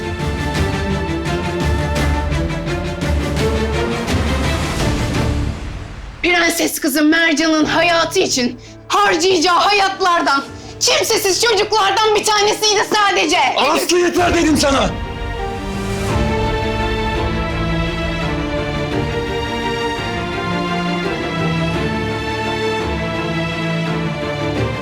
Sakın, sakın bu konu burada kapandı zannetme. Bunun hesabını vereceksin. Vereceksin.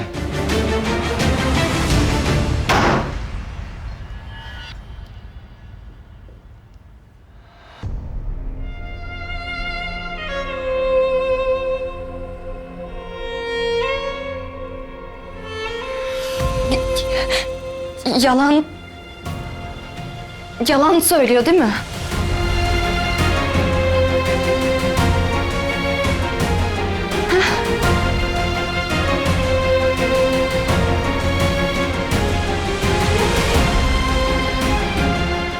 Ya sana bir soru sordum. Cevap ver bana hadi. Konuşsana. Bir şey söyle. Yalan söylüyor, doğru değil de ne olur.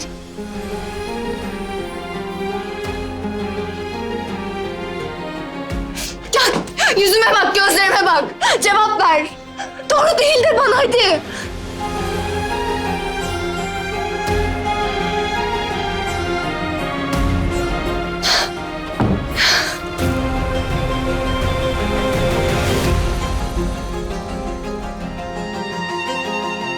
Hayır, hayır, hayır, hayır. Hayır, hayır. Hayır, hayır, bu olmaz. Eylül.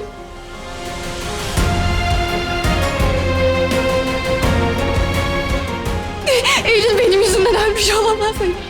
Hayır. Hayır. Hayır. Çekil.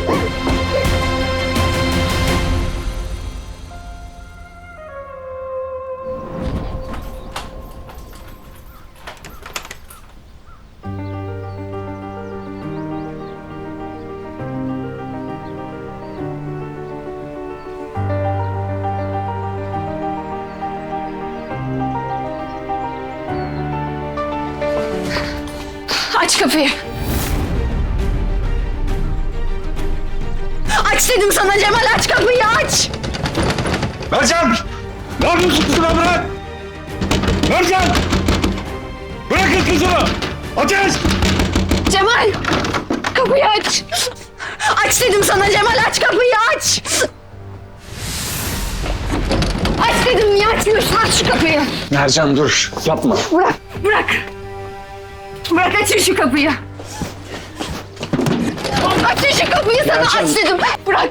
Eğer açmazsan kapıyı gerekirse kırarım. Gerekirse yakarım, anlıyor musun? Açın şu kapıyı. Lütfen kendine gel Mercan. Aç şu kapıyı.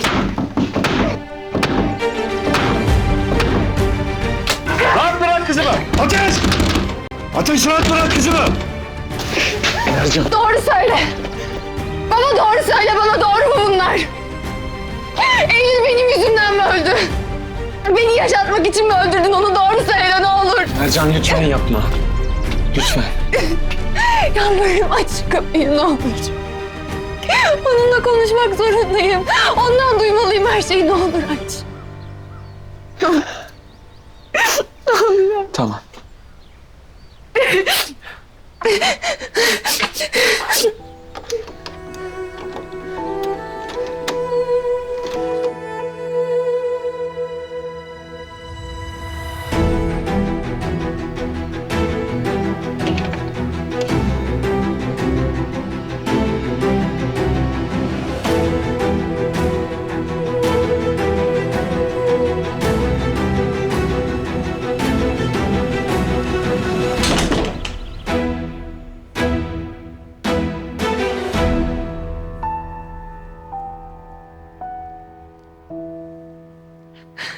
Eylül nasıl öldü?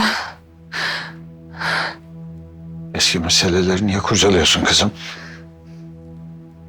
Sana bir soru sordum. Eylül nasıl öldü?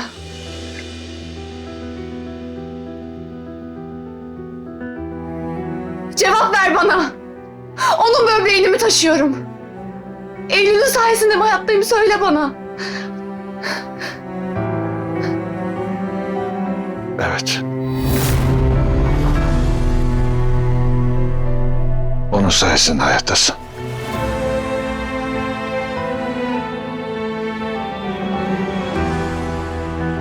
Sen çok hastaydın, ölmek üzereydin kızım. Böbreğin çok kötü durumdaydı. Nakil yapılması gerekiyordu. Bir tek onunla doku uyumun oldu.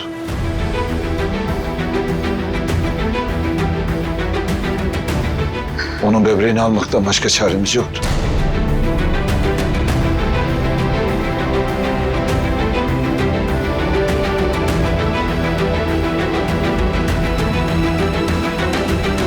Ben bir baba olarak üzerime düşeni yaptım.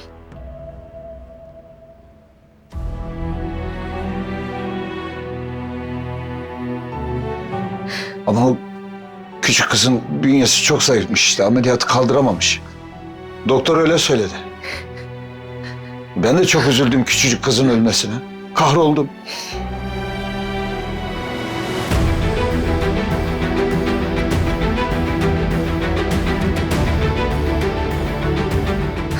Ama ne çare?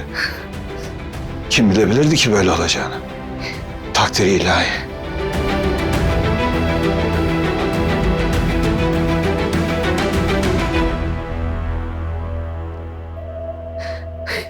Ben biricik kızımın hayatını kurtardım. Keşke yapmasaydın. Keşke bıraksaydın da ölseydim. Ölseydim. Evladını seven her baba benim yaptığımı yapardı. Ya böyle yaşayabilir miyim sanıyorsun sen? Söyle ben nasıl yaşayabilirim böyle? Sen bir çocuğu öldürdün, benim için Eylül'e kıydın. Nasıl yaparsın bunu? Nasıl yaparsın? Benim yüzümden öldü o biraz, benim yüzümden. Sen hiçbir canın acımadı, hiçbir canın acımadı, vicdanına sızlamadı senin. Sen nasıl yaparsın bunu? Senin hayatını kurtardım ben. Sen beni dipsiz bir kuyuya attın sadece. Ben masum bir çocuğun ölümünden sorumlu olduğumu bile bile nasıl yaşayacağım? Katil olduğumu bile bile nasıl yaşayacağım baba?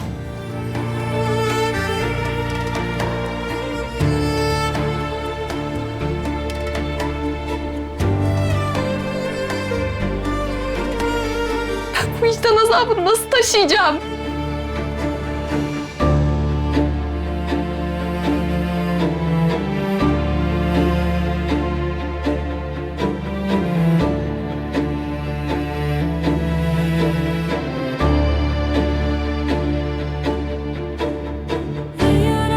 Bir cevabın yok değil mi? Ha? Benim de yok. Kimsenin yok.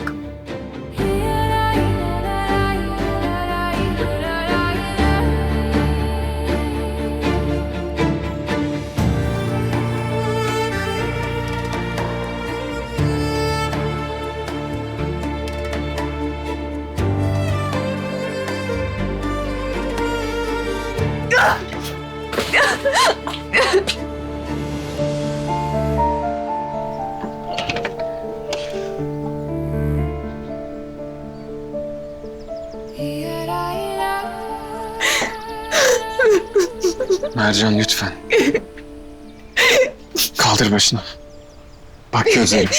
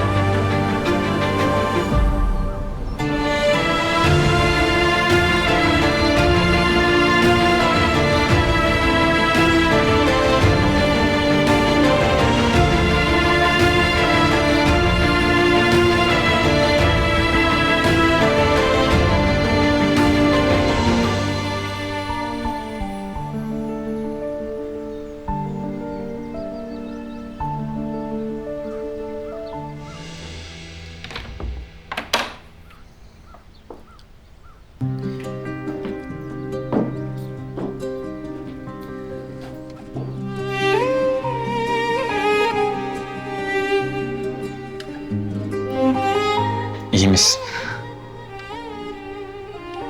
İyi değilim.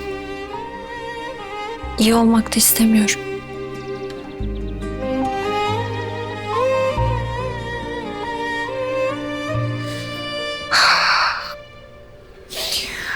Yalnız kalmak istiyorum. Lütfen git.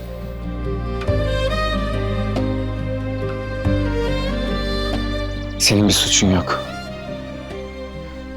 İşlemediğin bir suç için kendini böyle harap etme.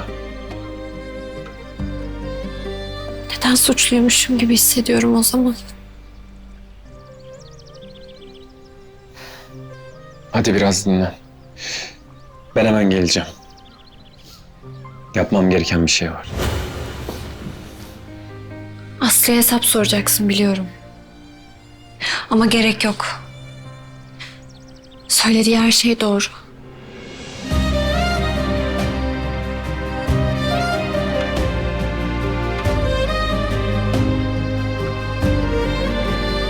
Sen şimdi bunları düşünme, tamam mı?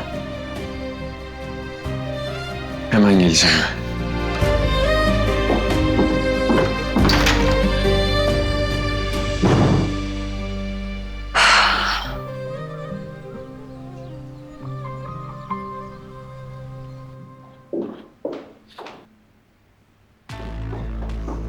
Aslı! Neden yaptın bunu? Neden seni uyardığım halde her şeyi Mercan'a anlattın? Ne istiyorsun ondan? Derdin ne senin ha? Ne? Derdim onun katilin kızı olması. Yeter! Onun bir suçunun olmadığını biliyorsun. Söyle, durman için ne yapmam lazım Aslı? Kalbini mi kırmam lazım illa? Yıkıp dökmem mi lazım? Söyle, ne zaman duracaksın sen?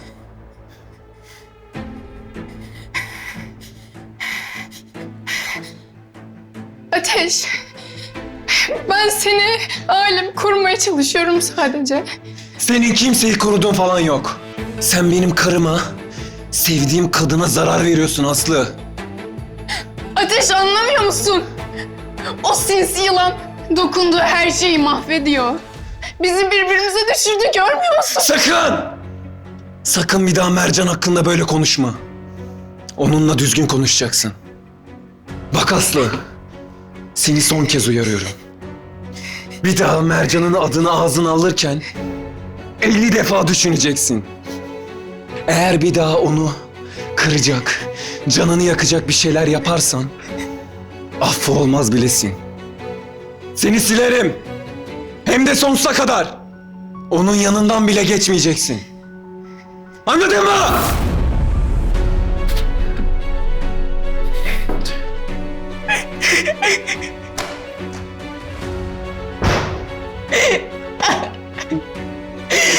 Ateş.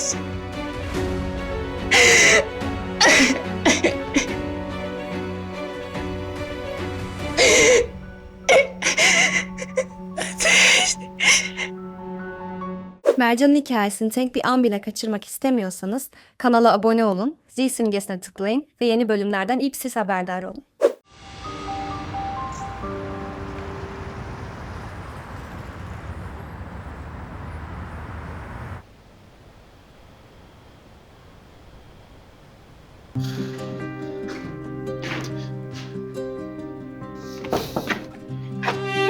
Mercan.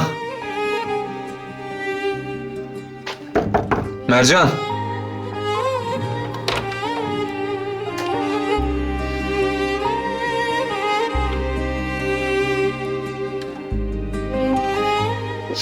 İyi misin? Merak ettim seni.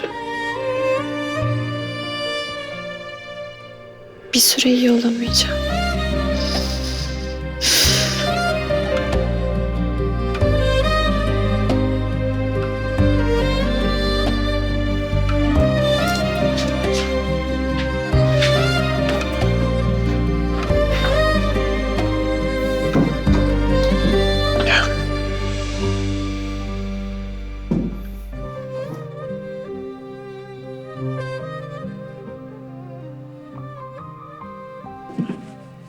Hasta olacaksın.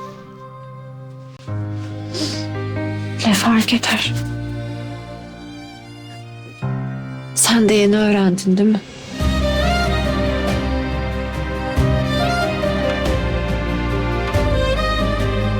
Evet. Mezarlığa geldiğini biliyordun. Bu yüzden kaçtın. Bu yüzden uzaklaştın benden.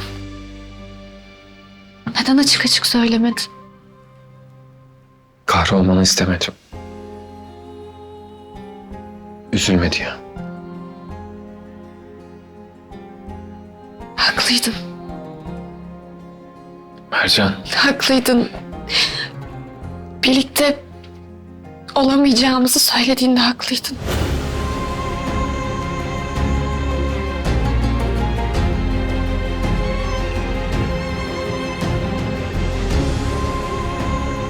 Doğru. Bu sevda bitmeli. Bu yüzden seni suçlayamam. Bu yüzden söyledim.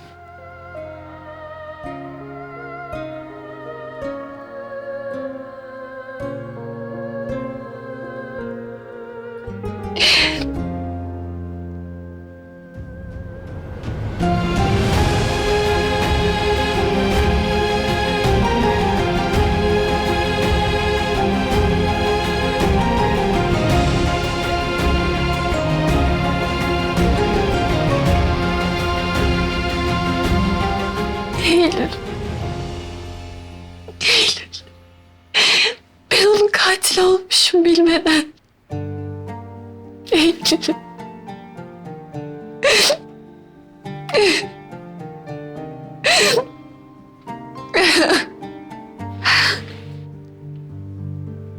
öyle şeyler söyleme. Senin bir suçun yok. Sen de çocuktun.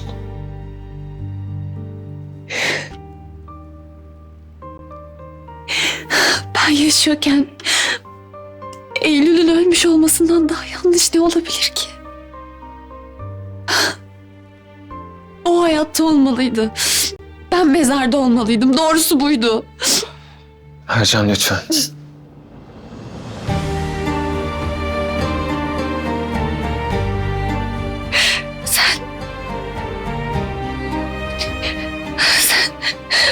Sen nasıl dayandın bunca acıya? Çünkü bu dayanabilecek bir acı değil.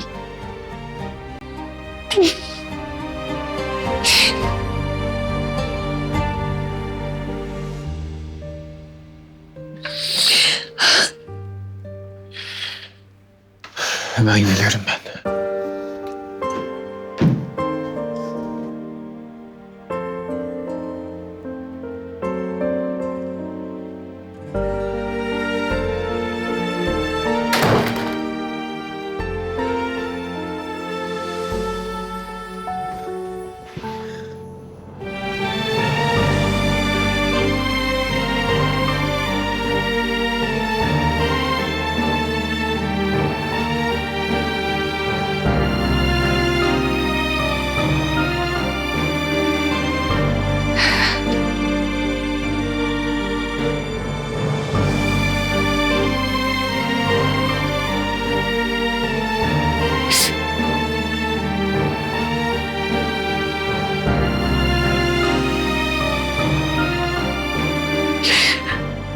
Çok özür dilerim.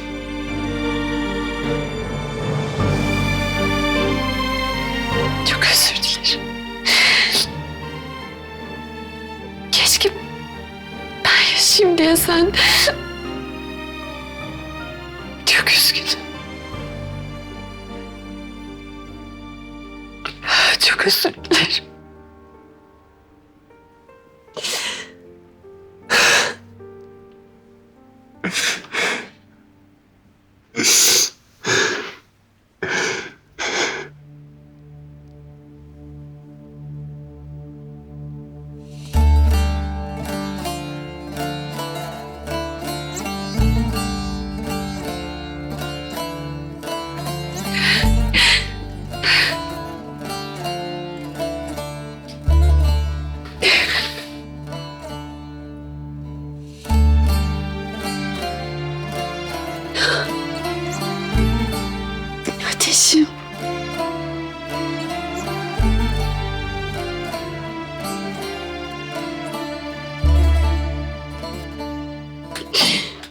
Alevler içinde yanıyorsun biliyorum. Çok özür dilerim ben. Çok özür dilerim.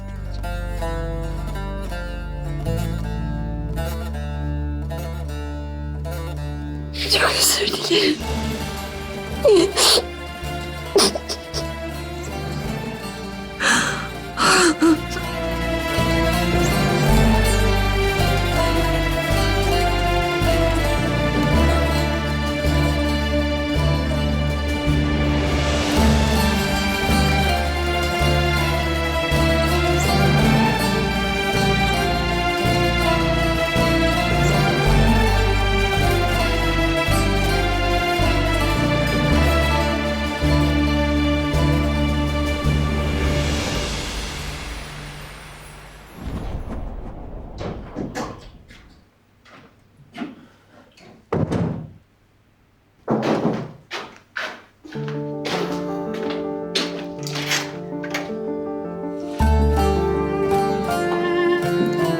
İkiniz de ağzınıza bir lokma koymadınız. Acıkmışsınızdır diye bir şeyler hazırladım. Zahmet ettin. Ya yok canım, ne zahmet. Mercan nasıl oldu, iyi mi? İyi değil, üzgün. Yani söylememe gerek yok biliyorsun ama... ...bir şey olursa bir telefon uzaktayım. Biliyorum. Eyvallah.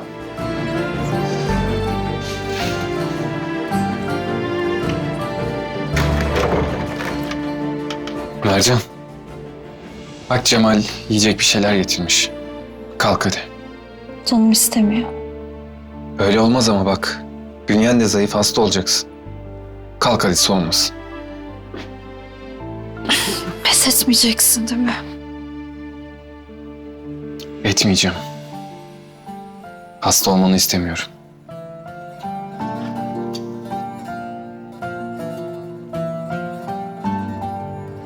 Aç ağzını. İştahım yok. Öyle olmaz ama. Bak ilaç içeceksin. Saatin geliyor. İstemiyorum. İlaçlarımı da içmeyeceğim bundan sonra. Bunu yapamazsın. Biliyorsun değil mi? O ilaçları içmek zorundasın. Sen bana böyle iyi davrandıkça daha da büyük vicdan azabı çekiyorum. Ne olur bunu yapma. Kendini kahretmenin hiçbir faydası yok. Omzundaki yük çok ağır biliyorum. Hayır. Bilmiyorsun. Başkasına ait nefesleri alıyormuşum gibi hissediyorum. Ya bana ait olmayan bir hayatı yaşıyormuşum gibi.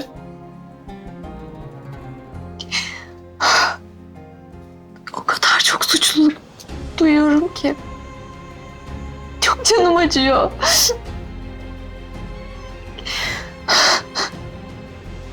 Şu an ne kadar bencilce davrandığının farkında mısın? Etrafına bir bak bakalım, tek acı çeken sen misin? Nasıl dayanıyorsun demiştin ya bana.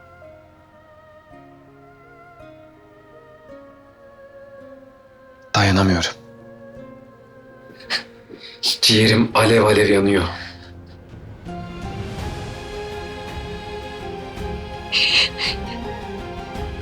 Kardeşimi kaybettim ben.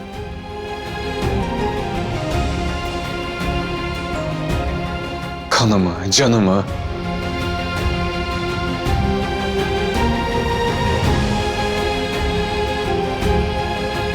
Susuyorsam, sabrediyorsam senin için.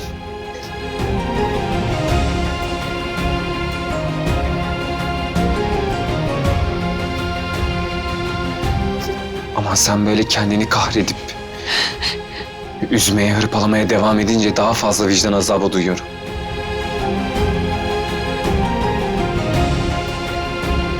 Bunu bana yapma. Buna dayanamam çünkü. Ne olur beni affet.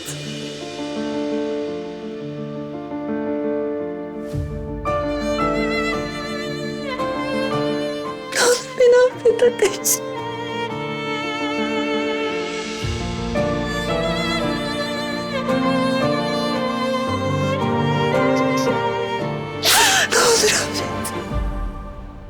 Sen affedilecek bir şey yapmadın.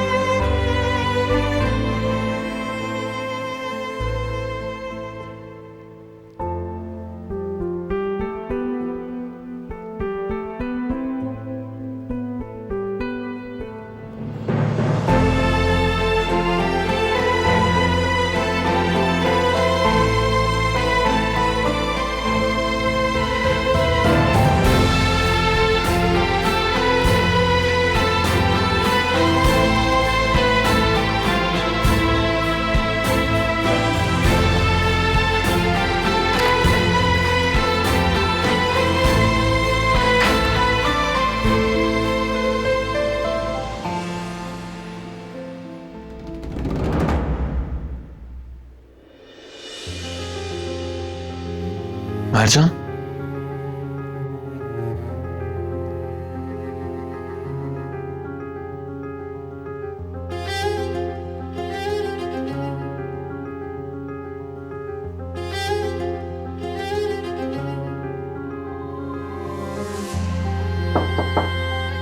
Mercan.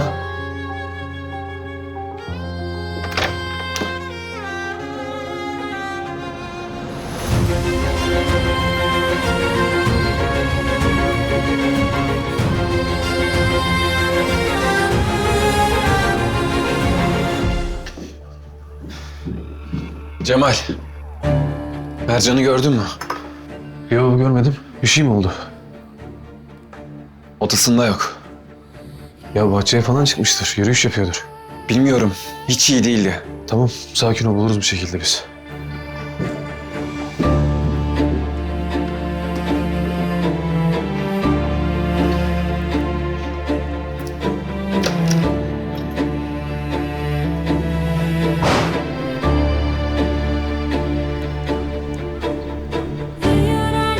Mercan Hanım konaktan çıktı mı? Mercan Hanım erkenden çıktı. Seslendim ama duymadı hiç. Nasıl çıktı? Nasıl izin verirsiniz? Tamam Ateş sakin ol. Adamlar ne bilsinler dur. Arabayla mı çıktı? Hayır yürüyerek. Cemal siz etrafa bakmaya devam edin. Tamam ben birkaç tane adama yollarım aramak için.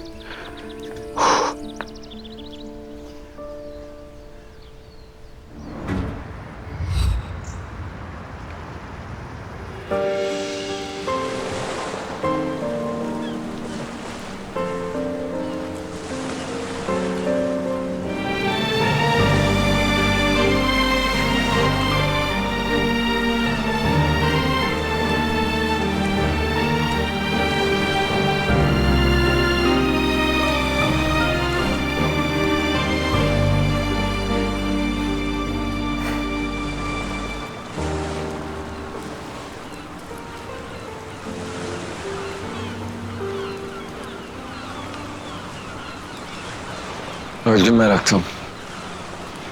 Ne işin var bu ayazda dışarıda? Buldun yine beni.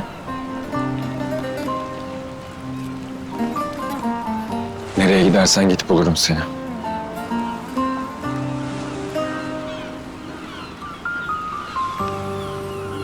Bana neyin iyi geleceğini çok iyi biliyorsun.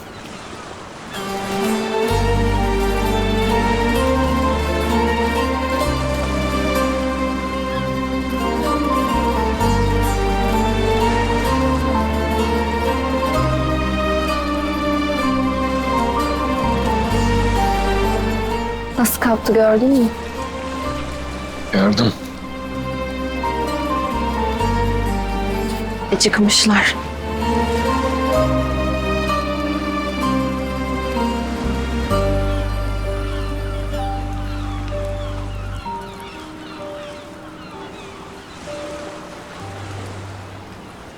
Atlatamıyorum bunu Ateş.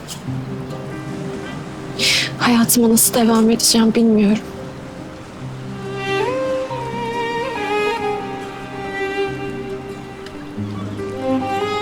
Beraber atlatacağız. Çok canım yanıyor. Bu acıyla nasıl yaşamaya devam edeceğim bilmiyorum.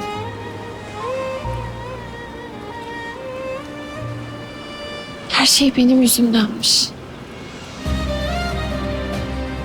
Bütün bu yaşananlar, bu acılar, İntikam planı. Hatta abimin ölümü bile benim yüzümden. Eğer o gün Eylül'ün yerine ben ölseydim bunlar yaşanmayacak. Yeter. Yapma bunu artık.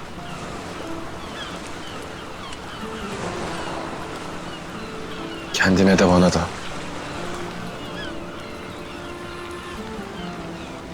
Ne düşüneceğimi, ne hissedeceğimi şaşırdım artık. Tesellisi yok bu acının.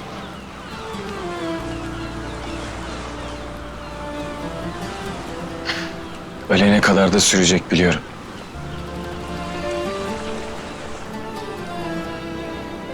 Bir tek sen kaldın elimde.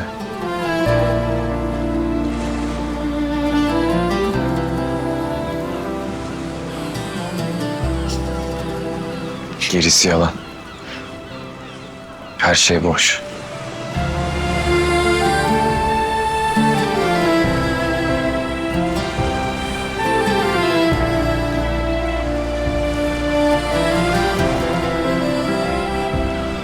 Ve seni de kaybetmek istemiyorum.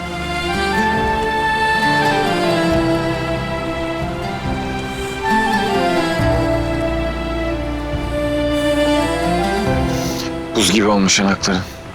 Hadi gidelim de hasta olma.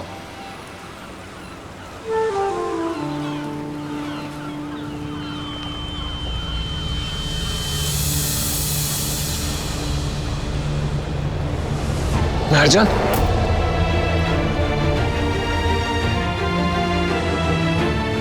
Mercan. Mercan aç gözünü.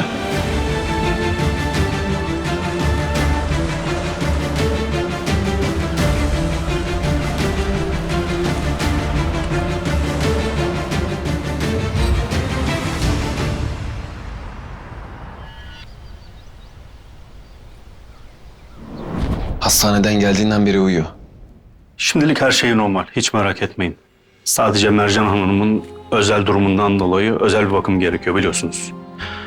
Organ nakli yapılan hastaların diğer insanlara göre 10 kat daha dikkatli yaşaması gerekiyor. Bünyesi çok hassas olduğu için bunu hiç unutmamanız gerekiyor. Bütün hayatınızı buna göre organize edeceksiniz.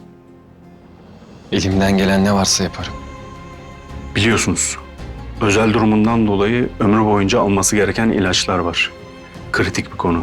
Ayrıca beslenmesine de dikkat etmesi gerek. Biliyorum. Hepsiyle tek tek ilgileneceğim. İhmal edilmesin sakın. Bana müsaade şimdilik. İyi günler.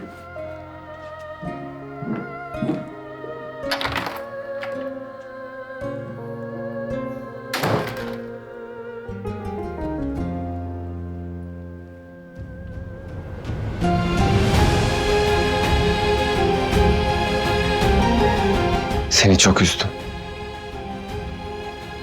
Bu hale gelmene ben sebep oldum.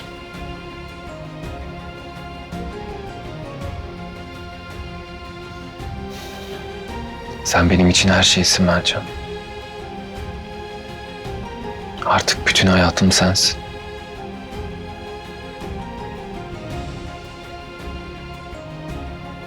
Senin yüzünü güldürmek için yapamayacağım şey yok.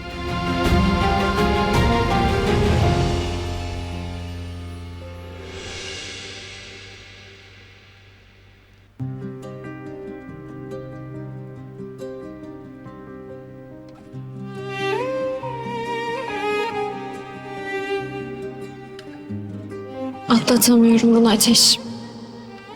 Çok canım yanıyor. Bu acıyla nasıl yaşamaya devam edeceğim bilmiyorum.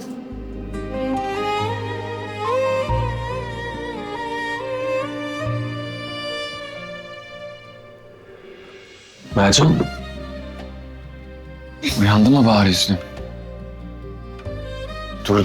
Dur.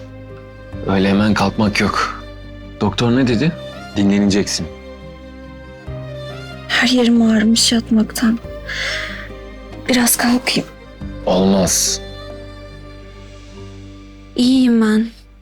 Bir şeyim yok. Zaten ufak bir baygınlıktı. İyice abarttın. Öyle hastaneler falan. Kalkayım ben.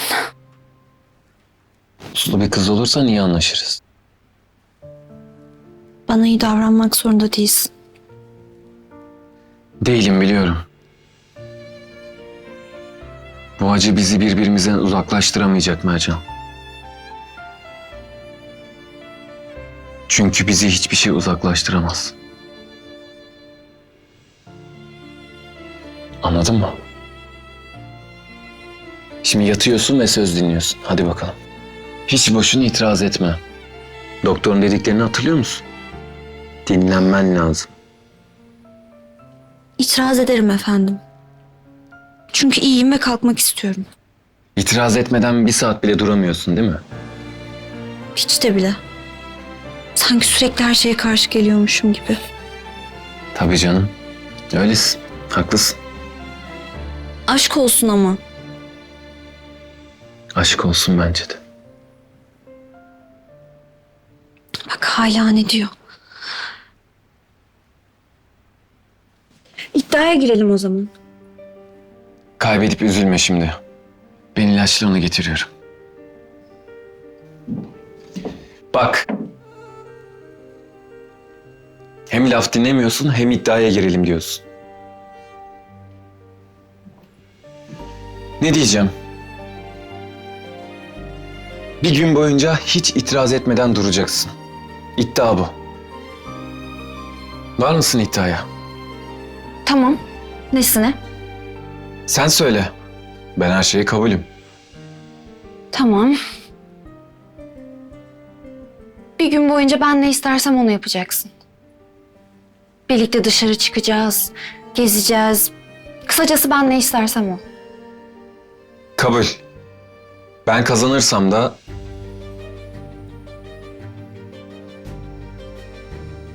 onu da kazanınca söylerim. Olmaz ama söyle. Merak ederim ben. Sen kazanacağına göre niye merak ediyorsun ki? Kaybedeceğinden eminsen ona bir şey diyemem. Asla kaybetmeyeceğim. Sen şimdi yatıyorsun ve dinleniyorsun. Ben de ilaçlarını getireceğim. Aferin. Hep böyle uslu bir kız ol.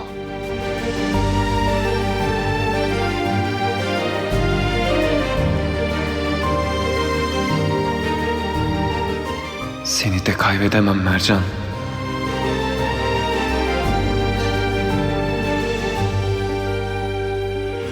Hoş geldiniz.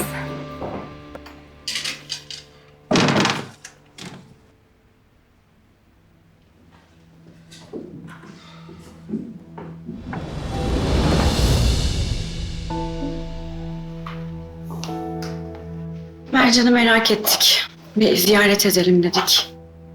Nasıl şimdi? Daha iyi. Kim bilir ne yaptın yine ona.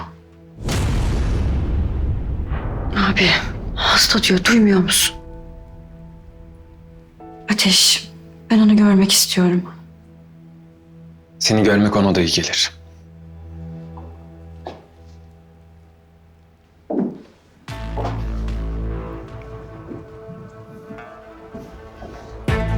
Bak,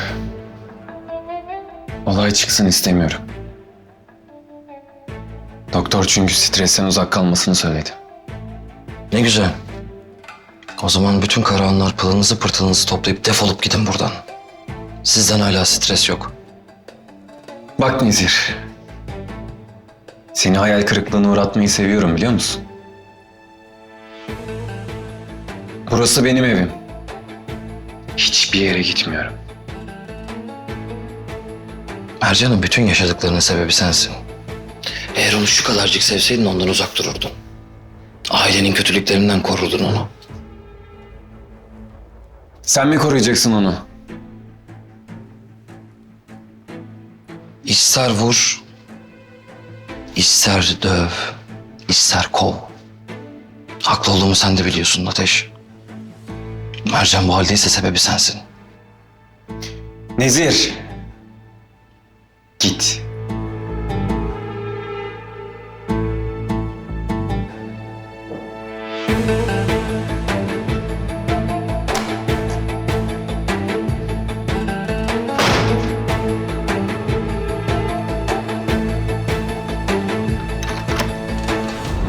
Sen rahat mısın? Rahatım. İyiyim, bir şey yok. Abartmayın artık. Ateş de sen de. İyi değilsin. Tanıyorum seni, ne oldu? Ateşle bir sorun yok ya.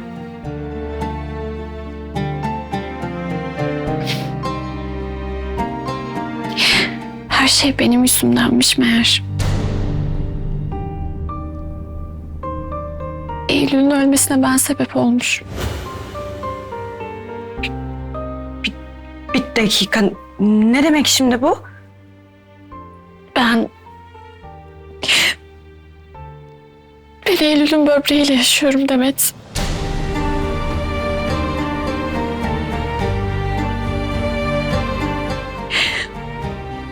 Onun böbreğini bana nakletmişler.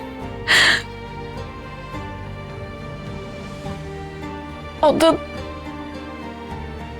ameliyatı kaldıramayıp ölmüş. Ateş de yeni öğrenmiş bunu.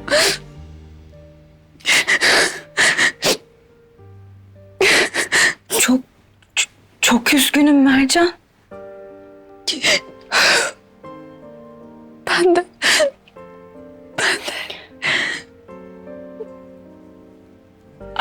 Ama bunda senin hiç suçun yok. Hiç yok hem de. Yine de sonuç değişmiyor. Benim hayatım yine mal oldu. Ateş ne tepki verdi peki? Ben üzülmeyeyim diye sağlam durmaya çalışıyor. Çok zor. Kabus gibi. Gitmem lazım normalde, değil mi? Çünkü burada durdukça aşık olduğum adama hayatındaki en büyük acıyı hatırlatıyorum. Ama gidemiyorum da. İşte aşkım bu kadar büyük Demet. Bu yüzden savaşım da çok büyük. Bir yanım git diyor. Bir yanımda kal diyor.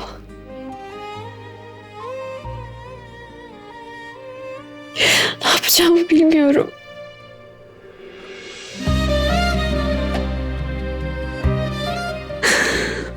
Canım benim.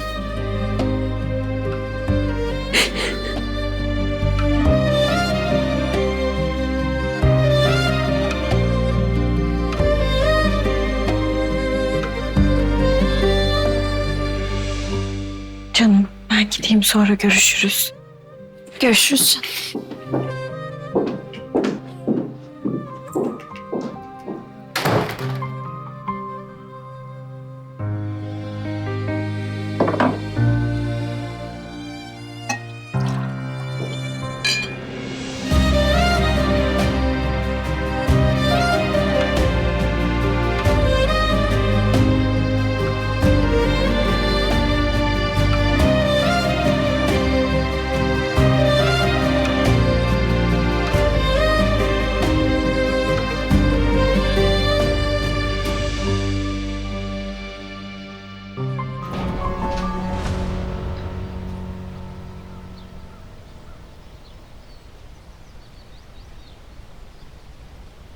Hadi içeri girelim. Üşüyeceksin. Tabii girebiliriz. Ben sen istiyorsun diye oturuyorum. Yani sen istiyorsan eğer kalabiliriz, girebiliriz. Sorun yok benim için. Tamam. Ben çok istiyorum, evet. Kalalım biraz da. Üstüne bir şal getireyim.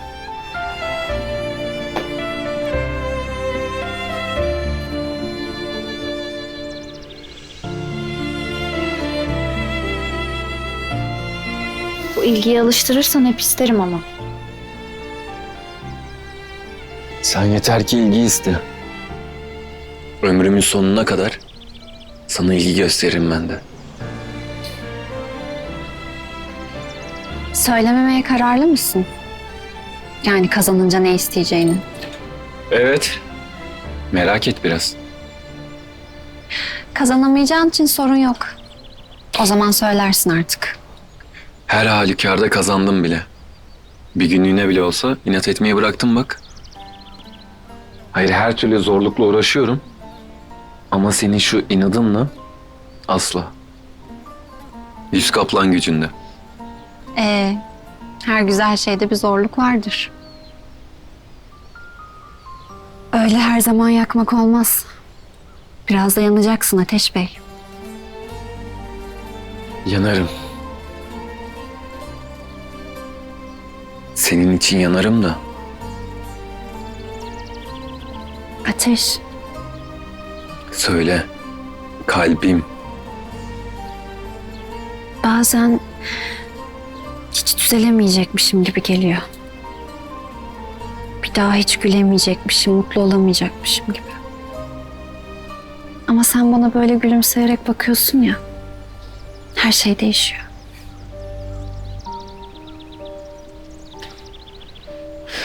Sen benim için bir seçim değil.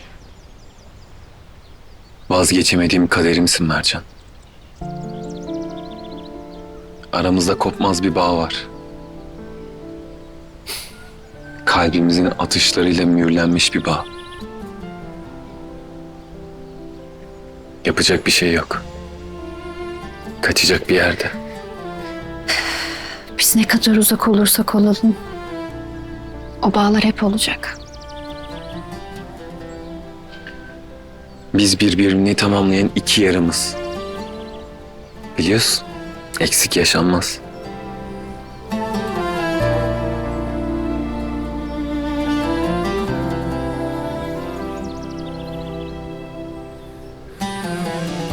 Dünyadaki en güvenilir yer burası.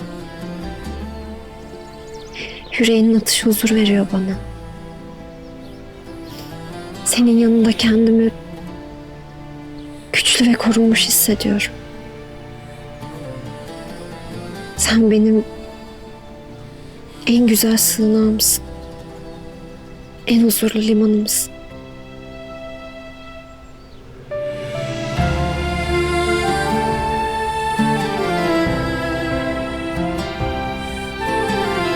Hadi içeri geçelim. Üşütme sen de. Ben de bir Cemal'e bakayım. Üşümüyorum. Ama girelim tabii. Sen işinden gücünden geri kalma diye. Boşuna heyecan yaptın Ateş Karahan. Kazanamayacaksın.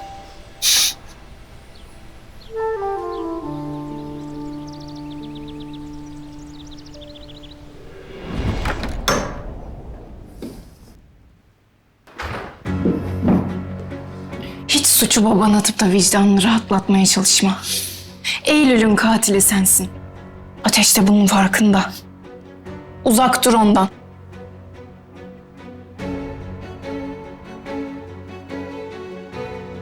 Ateş'in kalbinde kardeş yarası var. Seni her gördüğünde o yara kanıyor.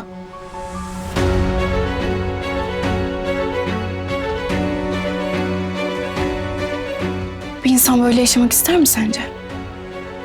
Tabii ki hayır. Rahat bırak beni. Çekil yolumdan. Asıl sen Ateş'i rahat bırak. Çekil onun yolundan. Bundan sana ne? Onu düşürdüğün durum zerre kadar umurunda değil mi? Güya onu seviyorsun. Birazcık olsun seviyorsan uzak durursun ondan. Elinde bıçakla her gün onu yaralamaktan başka bir şey değil yaptığın.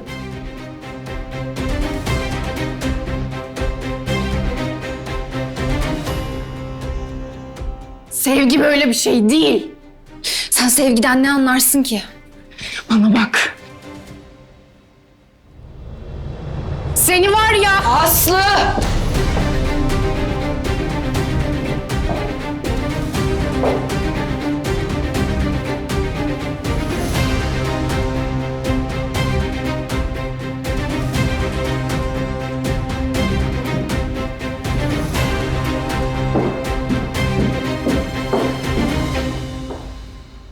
Allah'ım. Bu nasıl ağır bir yük? Ben nasıl taşıyacağım bu yükü hayatım boyunca?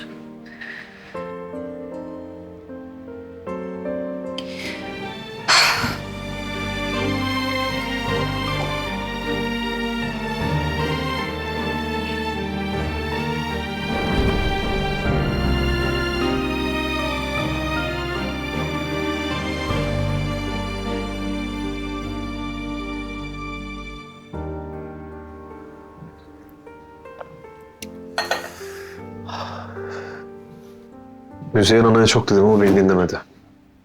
Belki seni dinler. Onunla konuşman lazım Ateş.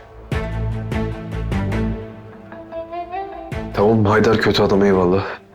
Ama ne bileyim yani bu yapılanlar da bize yakışmıyor.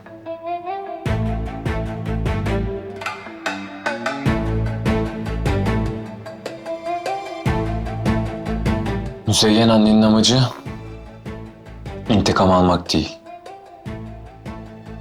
İşkence etmek.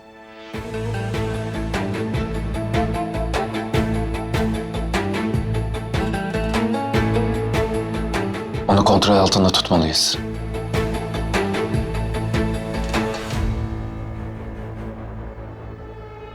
Suçluyla suçsuzu ayıramıyor. Biz ayıracağız.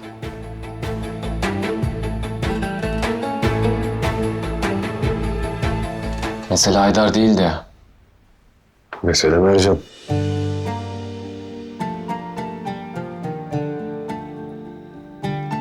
O nasıl oldu? İyi mi? daha iyi. Toparlayacak.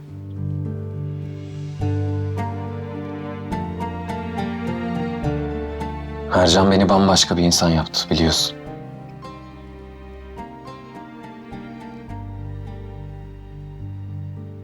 Ben içimde sadece acı ve intikam var sanıyordum.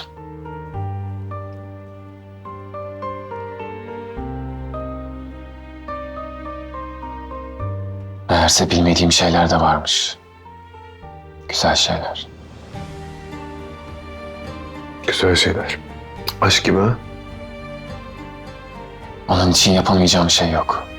Gözümü kırpmadan veririm canımı. Ama iş benim canım değil.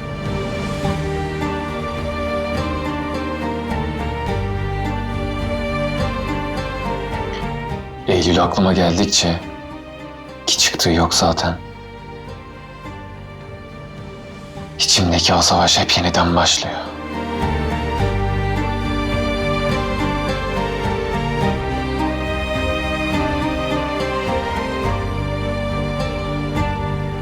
Mercan'a aşkım ne kadar büyükse, Eylül'ün acısı da o kadar büyük. Keşke bu ikilemde kalmasaydım.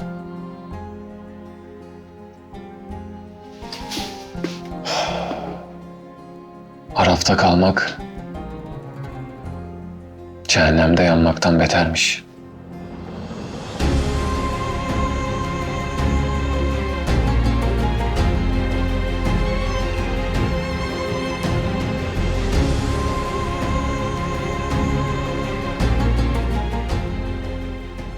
Benim yüzümden canın yanıyor.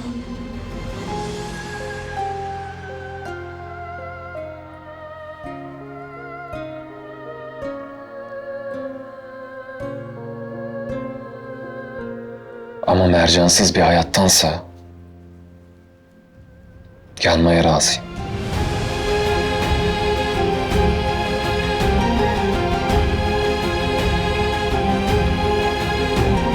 Onsuz bir hayat yok benim için.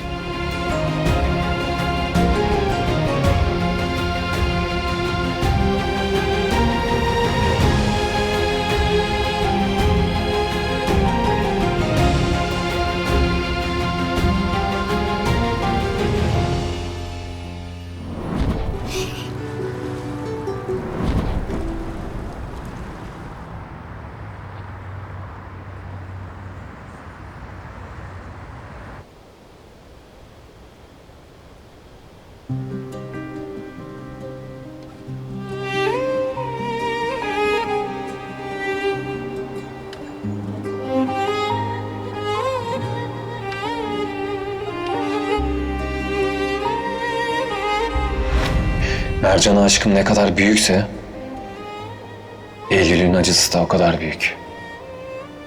Keşke bu ikilemde kalmasaydım.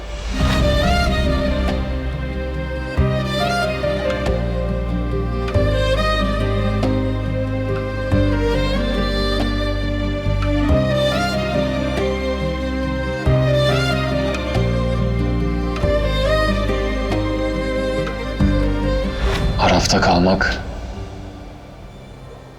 cehennemde yanmaktan betermiş.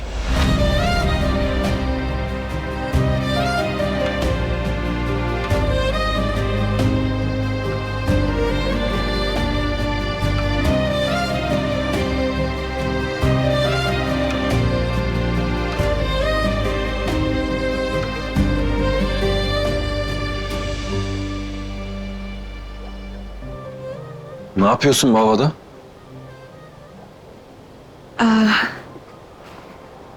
Ben hava almak için çıkmıştım. Ya havayı görmüyor musun? Fırtına var. Hadi yürü.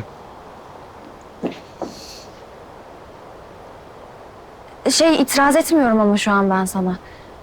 Kendim yürürüm diye çektim kolumu. Sana zahmet olmasın diye. Ama böyle tadı çıkmıyor ki. Niye ama? Tamam dedim. Geliyorum işte. Ne yapıyorsun? Kendime bunu hazırlamıştım. Sen itiraz edecektin, ben de seni kucağıma alacaktım. Kaybetmeyeceğimi söylemiştim. Söylemiştin evet. Bir dakika. Ne oldu yine?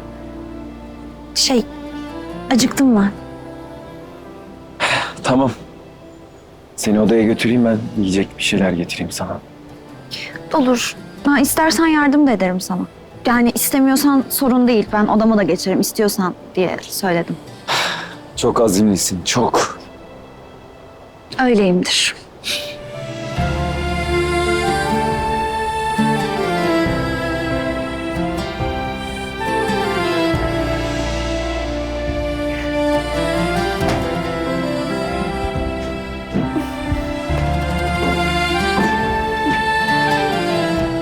Hadi in.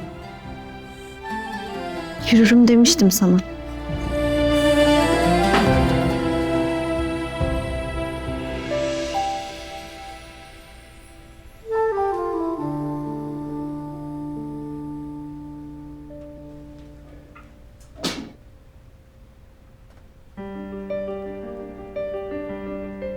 Ne yapalım, ne istersin? Tost olur. Böyle beyaz peynirli, kekikli. Of, söyleyince bile acıktım. Tamam, ben yapayım, sen otur.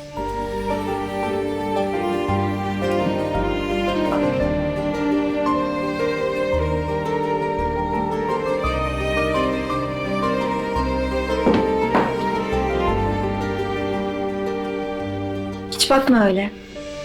İtiraz etmedim. Öyle kalktım duruyorum işte. Tamam, bir şey demedim.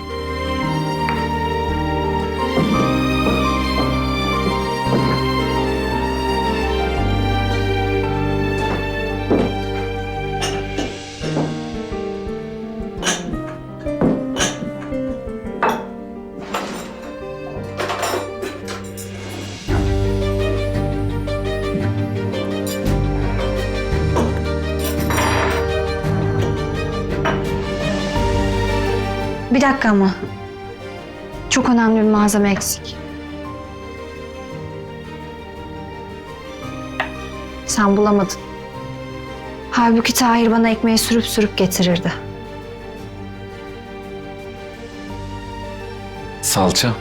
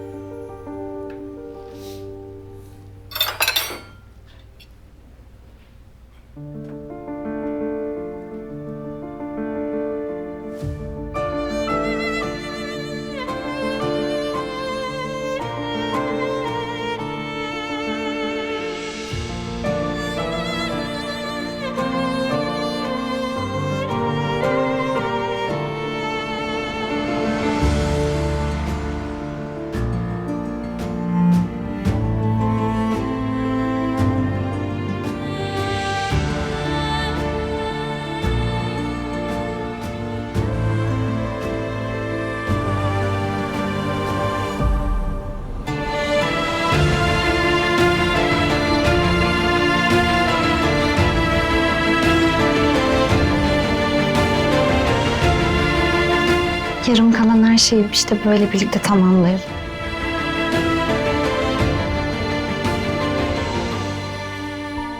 Çay yapayım mı sana? Yap. Böyle sevdiğin gibi demle. Benim tek sevdiğim sensin.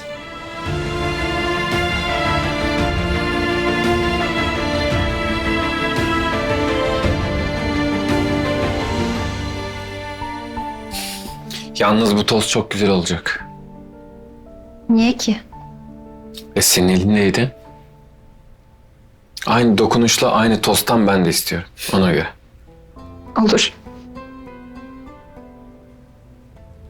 Hadi çay koymayacak mıydın? Sen unutturdun bana. Ne yapayım? Aklını mı aldım senin? Biraz. Benimki de sende. Ödeşmiş olduk.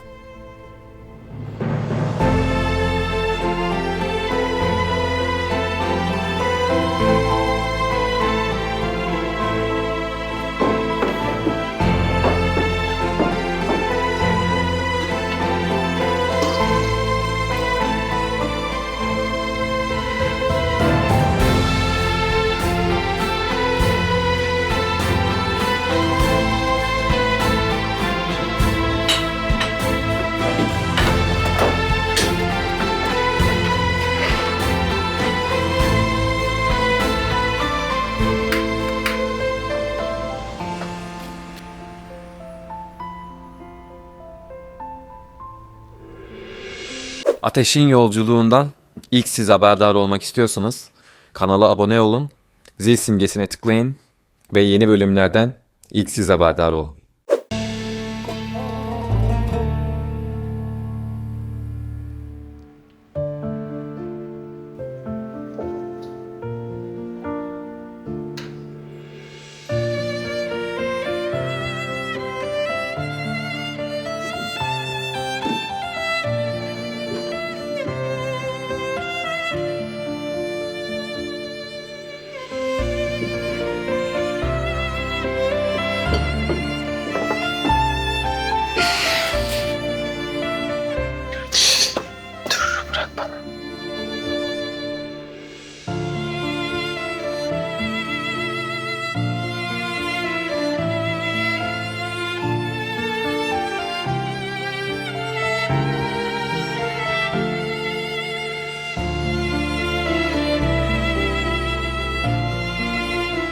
Yalnız böyle ilgiye alıştırırsan ben hiç iyileşmem söyleyeyim.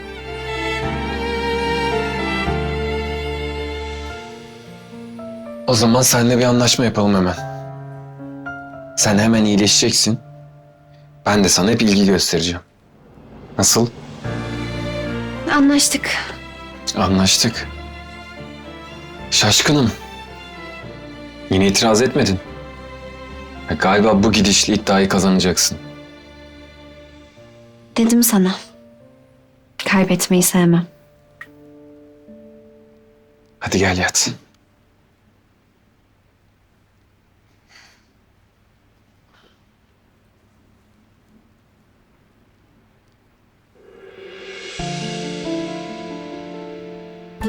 Yanımda kal. Buradayım, merak etme.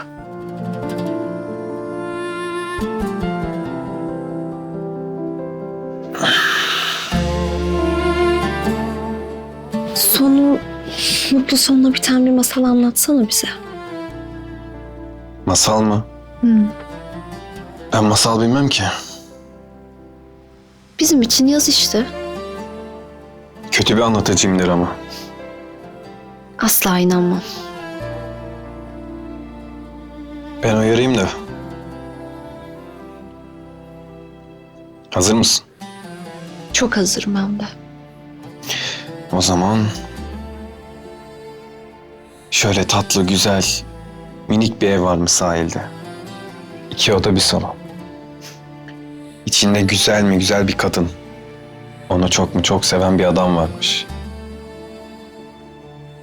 Ama adam böyle inanılmaz yakışıklı. Sana benziyorsa eminim çok yakışıklıdır. İnanır mısın? Aynı ben. Bak, masala müdahale etmek yok ama. Tamam. Karı koca birbirlerine destek olarak hep el ele yaşarlarmış. 2 de çocukları varmış. Evet. 2 de çocukları varmış. Biri kız, biri oğlan. Oğlan babası gibi aşırı yakışıklıymış. Kız da annesi gibi süperisiymiş. Yalnız adam 2 çocuk bize yetmez diyormuş. Daha fazla yapalım diyormuş hep. Abartmasan mı acaba? Çocuk konusunu abartabiliriz aslında. Masala mı dönsen?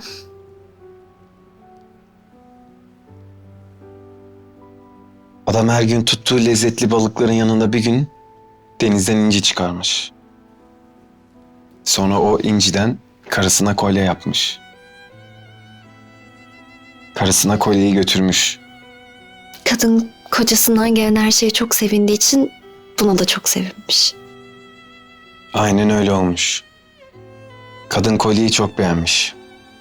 Ama sonra bir gün kaybetmiş. Adam her yeri aramış. Ama asla bulamamış. Kadın kocasının kolyesini kaybettiği için çok üzülmüş. Adam benim asıl incim sensin demiş. Onu teselli etmiş. İkisi de ne kadar şanslı olduklarının farkına varmışlar. Çünkü hayatta her şey gelip geçiciymiş. Tek kalıcı şey sevgiymiş. İnci kolyeye ne olmuş? Kadın bulabilmiş mi bari?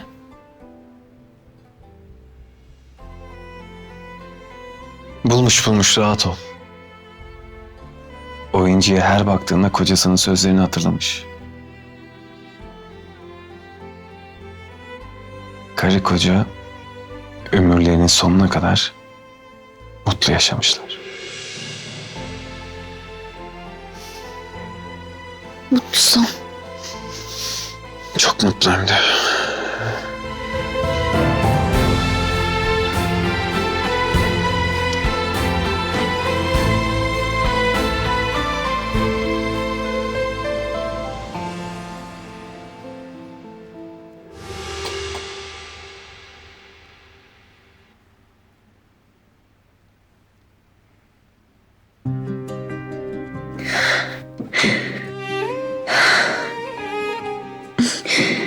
Eylül.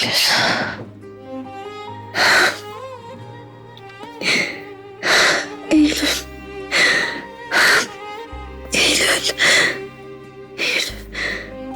Eylül.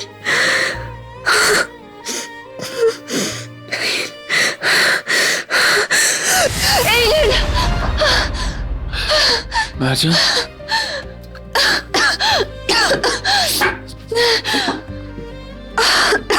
Ateş. Mercan sakin. Ateş. Ben...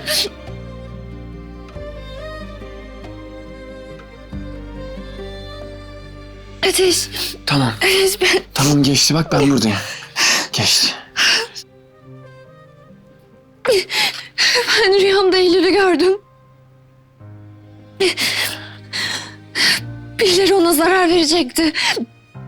Ben koşuyordum engel olmak için. Ama bir türlü bulamıyordum Eylül'ü. Karanlık bir sokakta kayboluyordu. Ulaşamıyordum ona bir türlü. Onu kurtaramıyordum. Ben ona yardım edemedim. Tamam. Tamam geçti rüyaydı. Sen şimdi bunları düşünme tamam mı? Bak ben yanındayım geçti.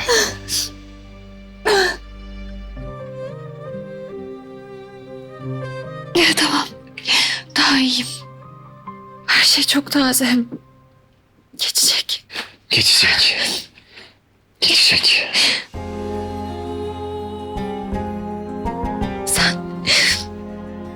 Sen yaşadığın bunca şeye rağmen kötü olmadın. Adaletli olmayı seçtin.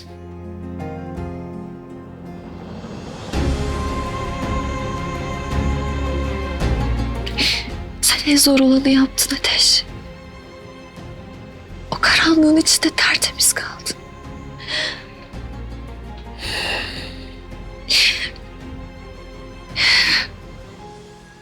Şimdi ne olur sarıl bana. Sıkıca sarıl. Hiç bırakmayacakmışsın gibi.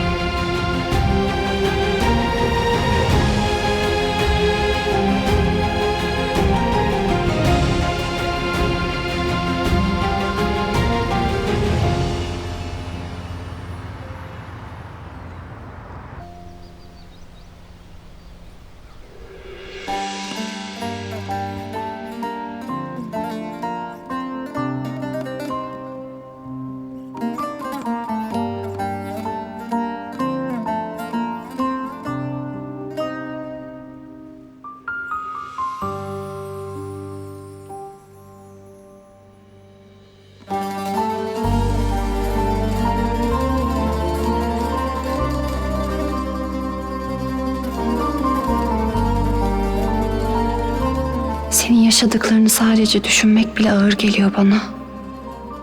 Bütün hayatın sınanmakla geçmiş. Şimdi ben de mutluluk değil, yeni bir sınavım senin için.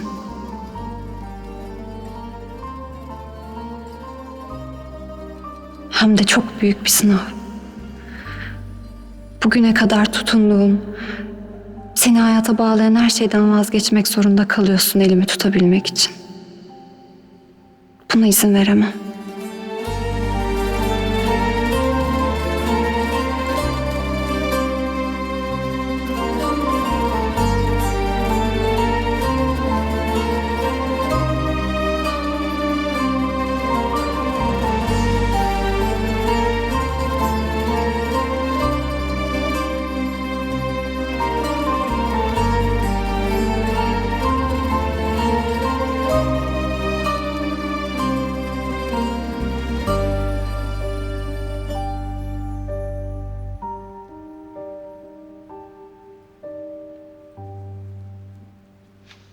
Kabus mu gördün yine?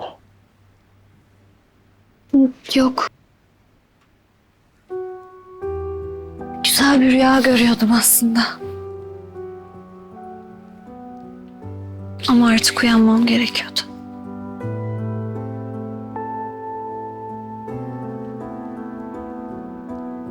çok seviyorum biliyorsun değil mi?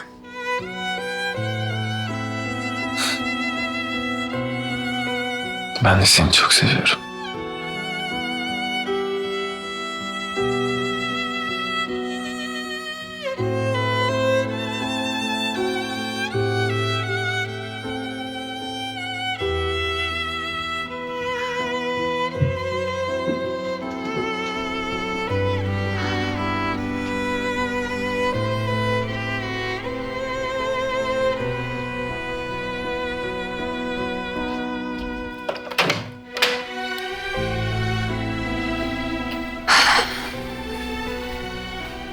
Hava mis gibi bugün.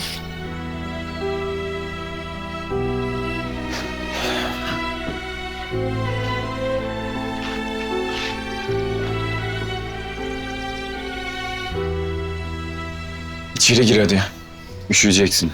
Dinlenmen lazım. Üstüne de bak bir şey almadın sabah sabah. İyiyim böyle ben. Girmeyeceğim. İçeri gir dedim. Başladın yine emir kiplerine. Ben de sana girmeyeceğim dedim. İddiayı kaybettiğini şu an ilan edebiliriz bence. Sen kazanınca ne isteyecektin ki?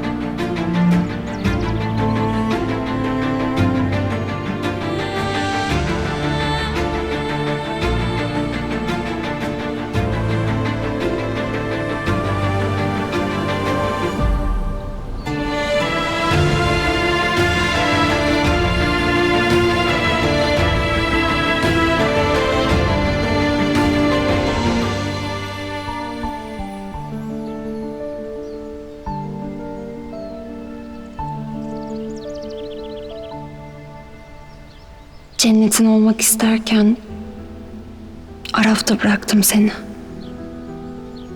Bizim hikayemiz birbirini yakıp bitiren iki alevdi. Seni koruyacak tek duvar benim gidişimse sonsuz hasretle yaşamayı göze alırım ben. Çünkü senin huzurun benim varlığımdan daha önemli. Senin için senden vazgeçiyorum.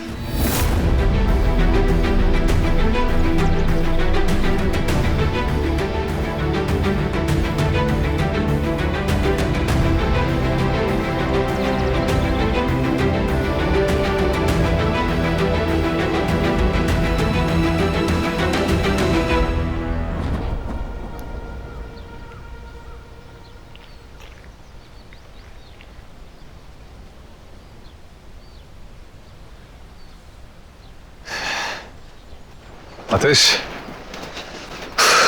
Mercan nasıl oldu? Daha iyi. Biraz hava almak istedi. Gezeceğiz. İyi düşünmüşsünüz. Bu konuda durmak beni bile baymaya başladı artık. Ruhum daralıyor. Olanlar onu etkiledi. Bu gerçeği hiç öğrenmemesi lazımdı. Çok normal üzülmesi. Kötülük Haydar için o kadar sıradan ki. Sebep olduğu yıkım bile umurunda değil. Ne yapacağız Haydar'ı? Kalmaya devam edecek.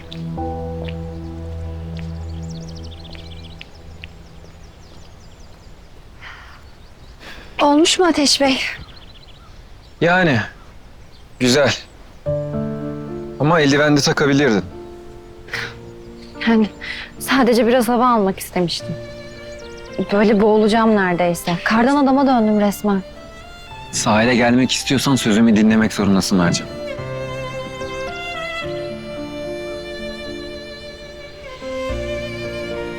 Cemal, acaba videomuzu çeker misin? Hay hay yengecim çekeyim de ben çok anlamıyorum. Ne oluyor? Ne videosu bu? Ya, sen bak şimdi. Kayıtta değil mi? Biz bugün kutuplara kısa bir uğrayıp geleceğiz. Tabii sevgili kocam sayesinde bu aralık uçmazsam.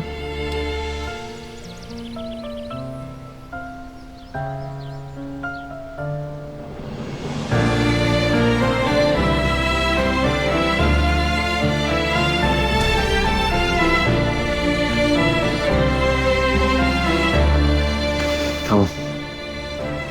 Teşekkürler. Rica ederim yengeciğim. Siz gitmişken tadını çıkartın bol bol. Bana müsaade. İyi eğlenceler. Sağ ol. Hadi. Şşt, çıkartmak yok dedim.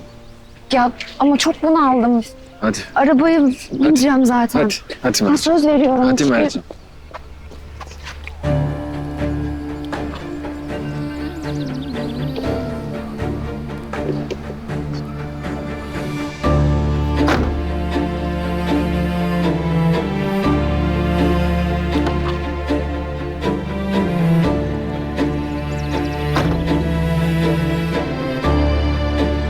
Tamam takacağım söz indiğimizde.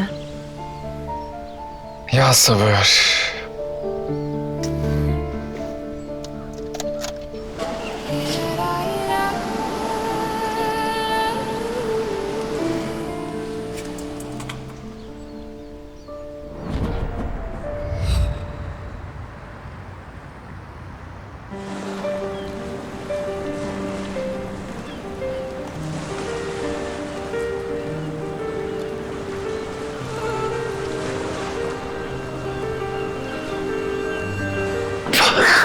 Gerek yoktu. Geçerdim ben.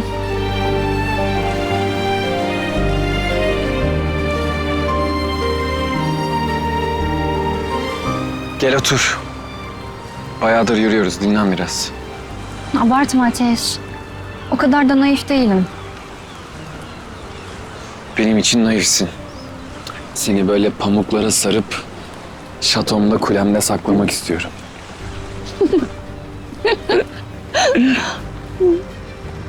Niye güldün ki? Çok ciddiyim. Hem ben senin huysuz prensin değil miyim? Öylesin. Peki prenslerin şatosu olmaz mı?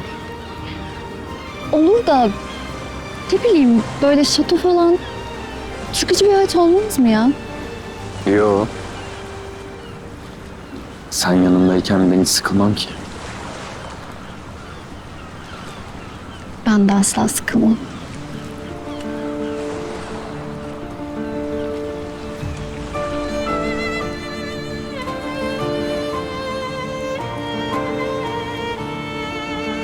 Çok soğuk. Üşümesem de.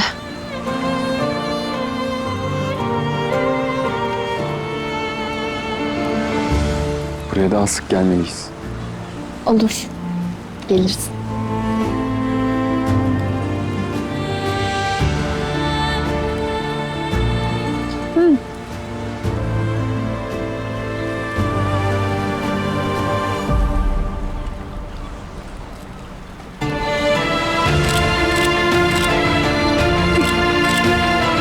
Hadi gül biraz daha. Gel.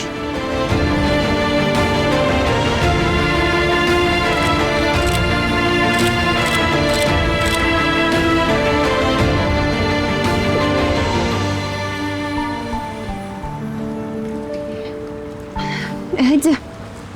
Yürüyelim biraz daha. Gel yürü ya.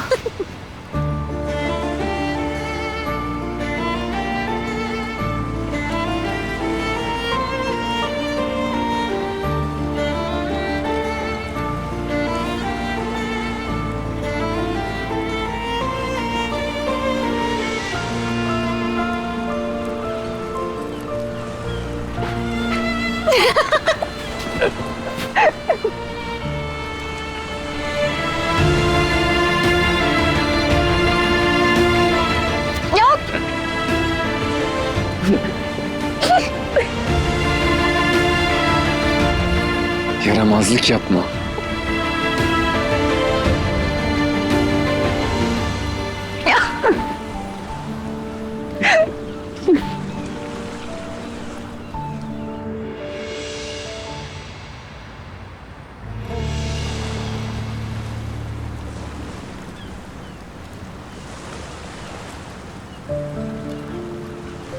Dikkat et, ıslanma bak, hava soğuk. Bir şey olmaz. Sadece elimi değdiriyorum suya.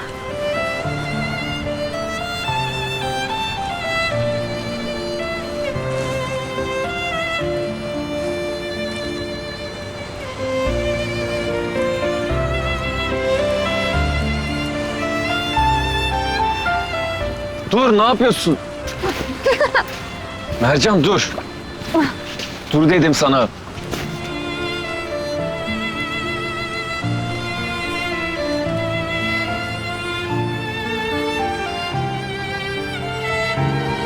Dua et hava soğuk, yoksa seni şimdi denize atardı. Islanmak neymiş görürdün. Onu rahatlığıyla yaptım zaten. Hadi bırak mızmızlanmayı artık. Ne güzel ya. Hem suçlu hem güçlü.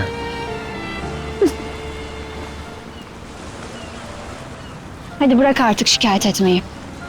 Madem deniz kenarına geldik, ters sektirme oynayalım. Kaybeden kazananı sırtında taşır. Hastayım zaten. Arabaya kadar sırtında taşıman işime gelir. Kazanacağından o kadar eminsin yani. Evet. Kabul mü? Tamam, kabul. Ama sonra oyun bozanlık yok. Ağlamak yok, ona göre. Ben kazanacağım için sanmıyorum öyle bir şey olacağını.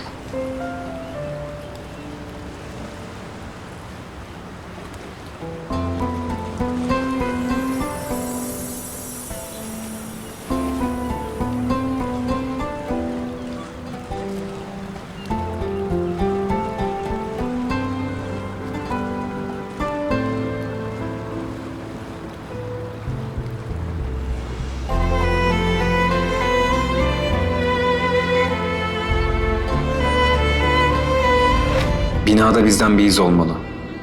Bir çizgi, ne bileyim eğri duran bir taş. Kendi dünyasında bizden bir iz. Sapasağlam duracak orada. Bu taşı saklayacağım. Bir yerlerde bizden bir şey olsun hep. Sadece ikimize ait.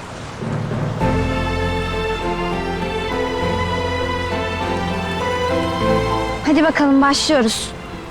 Tabii hala devam etmek istiyorsun. Verdiği sözden dönecek biri değilim ben.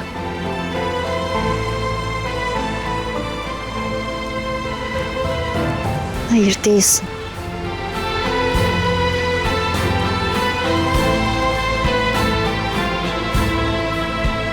Dikkatimi dağıtmaya kalkma küçük ama.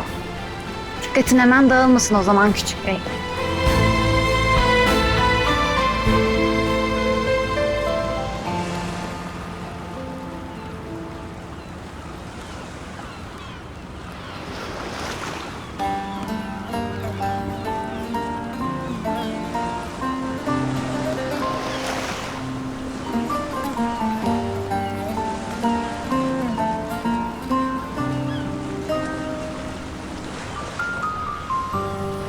Hile yaptın. Senin yüzünden. Bilerek dikkatimi dağıttın. Tuzağa düşmeseydin. Adil bir yarış olmadı.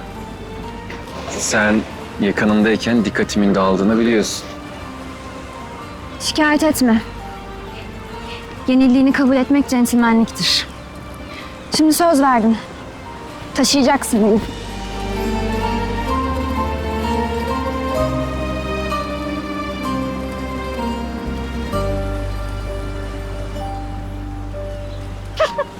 Ya indireceğiz tamam.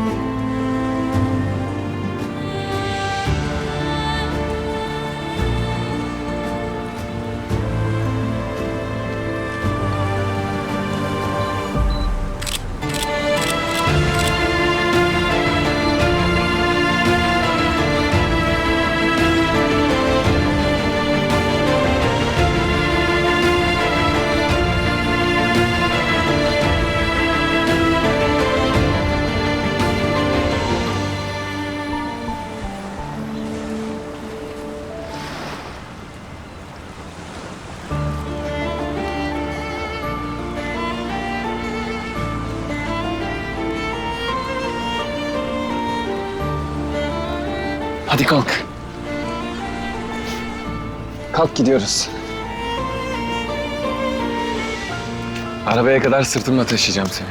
Hayır, gerek yok. Ben takılıyordum sana. Söz sözdür. Uzatma.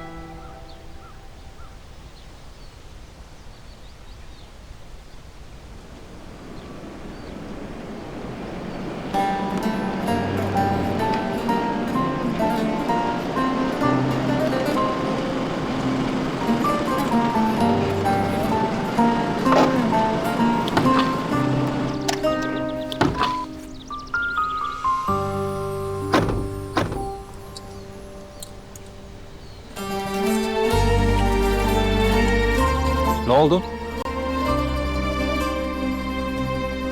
Konağa girmek istemiyorum.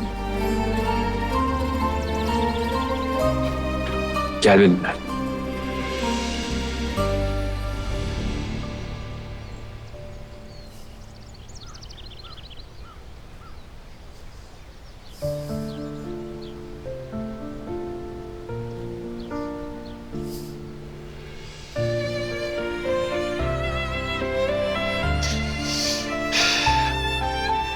Bilmek ister misin? Olur. Ama sakın nazik davranma. Olabildiğince hızlı sallanmak istiyorum. Bilmez miyim? Çocukken de hepsini sallarken daha hızlı daha hızlı deyip bağırırdın.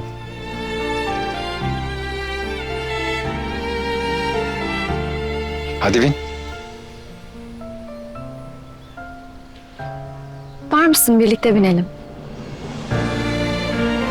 Düşeriz. Korkuyor musun yoksa? Salıncaktan mı? Hayır. Senin için dedim ben. Sen beni korursun.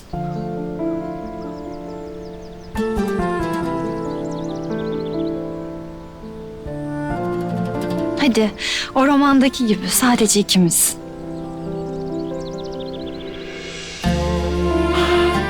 Tamam.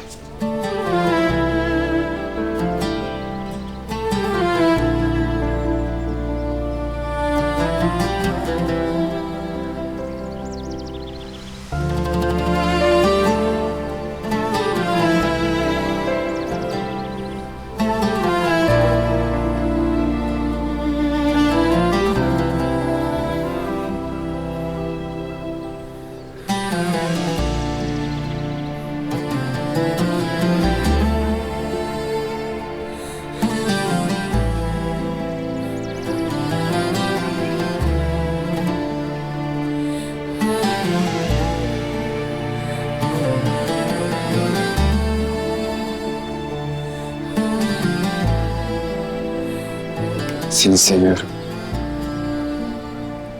Seni seviyorum.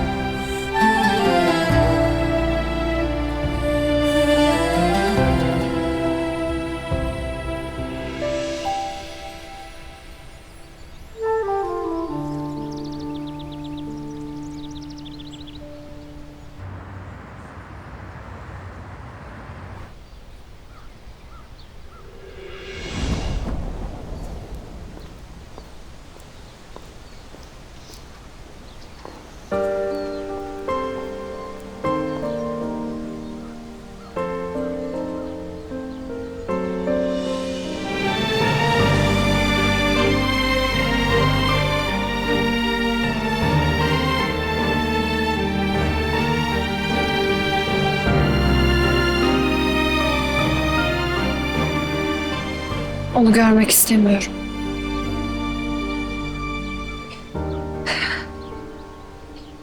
Görmek istemiyorum ama orada kalmasına da gönlüm razı değil. Konuyu bir daha düşünsen olur mu?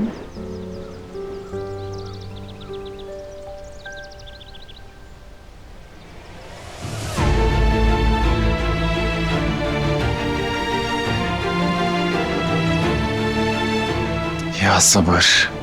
Ben kovmaktan bıktım. O kovulmaktan bıkmadı.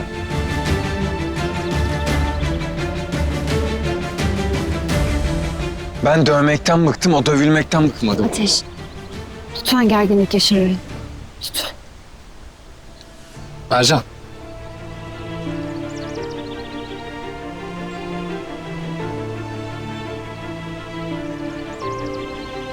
Bize biraz izin verir misin?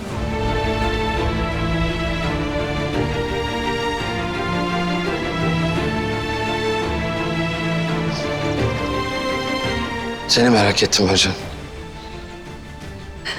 Nezir, sana düşüneceğimi söyledim ama aslında düşünecek bir şey yok. Beni merak ettiğini, endişelendiğini biliyorum. Çok düşüncelisin ama buna artık bir son vermelisin.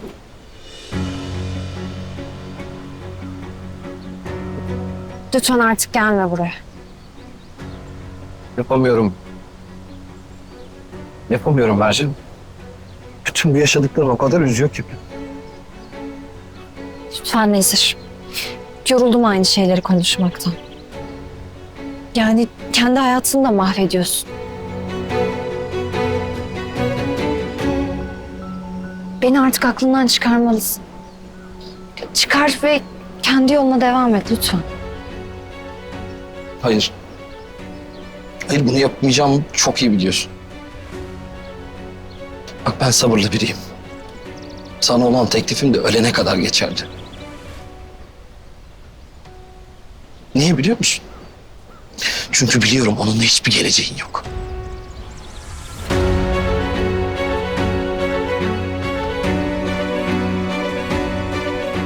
Hatta bana verdiğin nasihatleri aslında kendin uygulamalısın.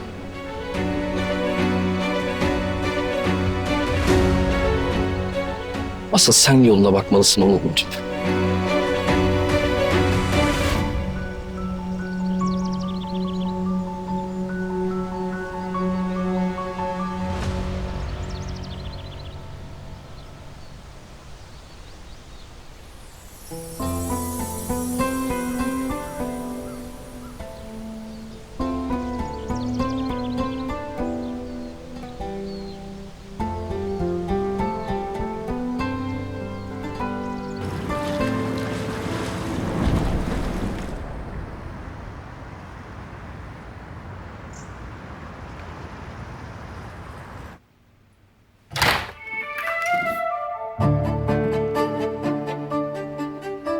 Gel kızım.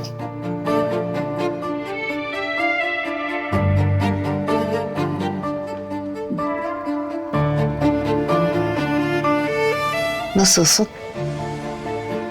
Daha iyiyim. Deniz havası almak, temiz hava almak iyi geldi. Sen nasılsın? Nasıl olabilirim ki onca şeyden sonra?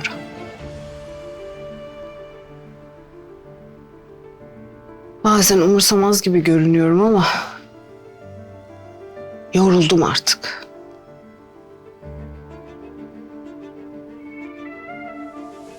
Tek istediğim eski günlere dönebilmek.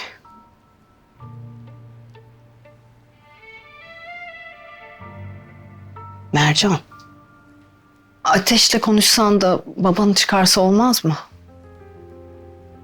Bak, o seni çok seviyor. Senden başkasını dinlemez. Babam şu anda hapiste olmadığına şükretsin anne. Sen neden ona Eylül konusunda engel olmadın?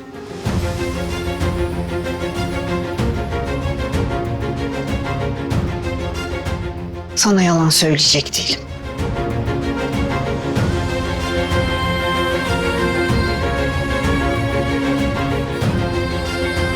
Benim tek derdim senin hayatını kurtarmaktı. Çünkü ölüyordun. Eylül'ü bilmiyordum. Ama bu işin kaçak yollardan yapıldığının da farkındaydım. Mercan. Bak ben pek ilgili bir anne olamadım. Ama çocuklarımın hayatı benim için her şeyden önemli. Buna ne dersen de, istersen bencillik de, istersen başka bir şey de. Ama seni kurtardığım için hiç pişman değilim. Ben taşıdığım bu böbreğin bedelini çok ağır ödüyorum anne. Seçme şansım olsaydı ölmeyi seçerdim. Bunu bir daha duymayacağım senden. Suçluluk duyacağın hiçbir şey yok ortada.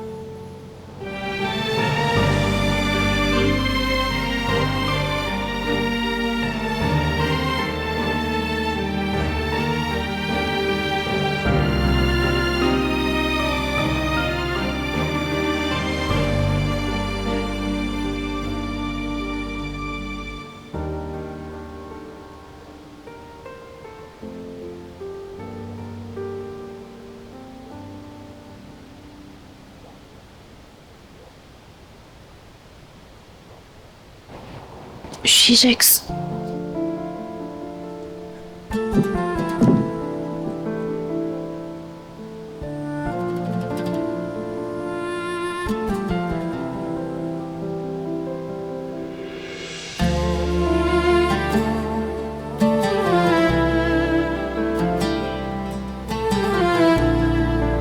Bugün için çok teşekkür ederim. Çok özel bir gündü. Hep hatırlayacağım günlerden biri oldu.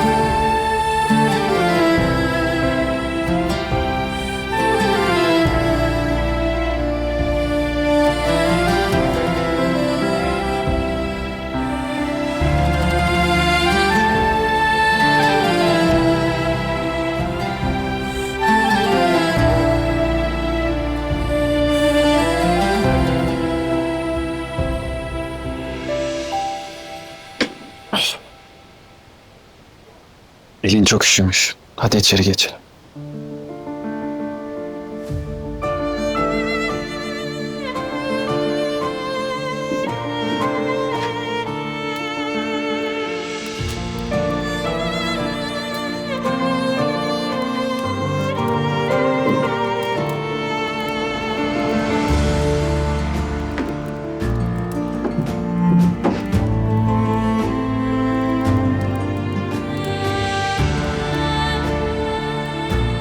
geceler.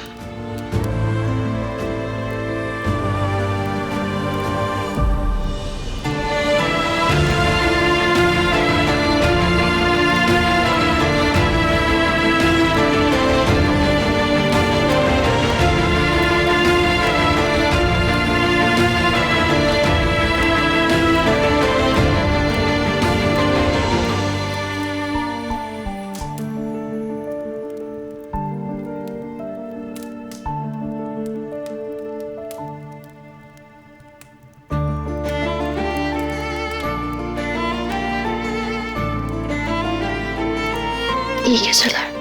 İyi geceler.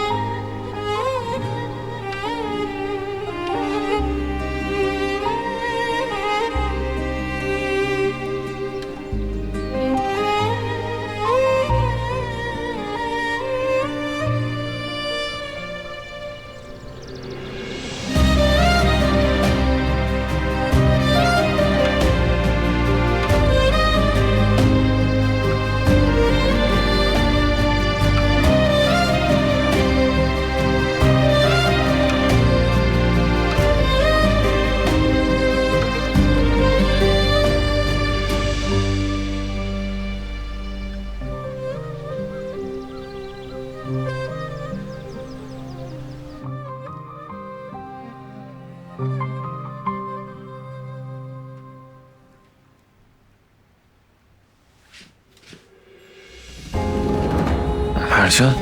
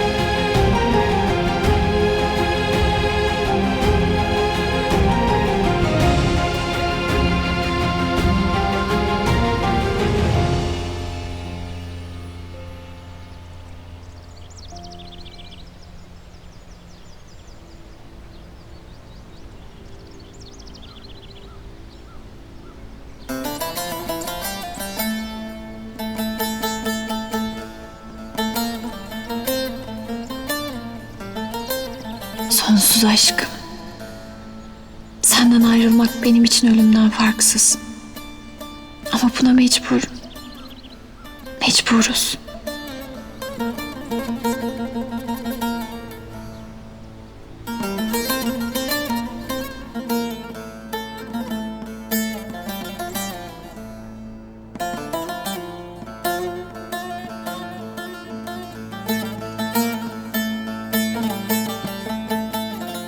Bizim aramızda Eylül'ün gölgesi olacak hep. Bana her baktığında kardeşinin neden öldüğünü hatırlayacaksın. Keşke yollarımız hiç kesişmeseydi de bunca acı yaşanmasaydı.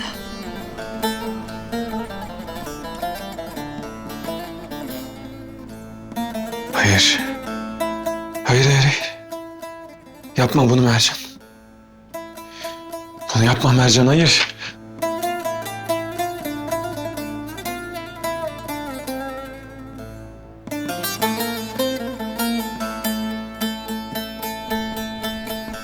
Ama uzakta olsak sen hep bende kalacaksın. Benimle yaşayacaksın.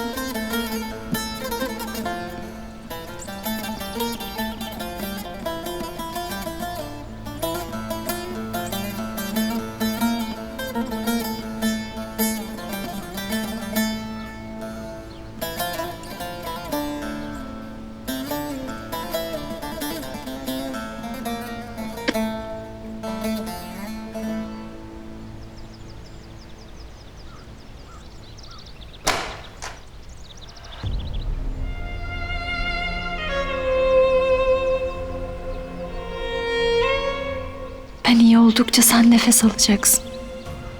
Sen iyi oldukça ben yaşayacağım.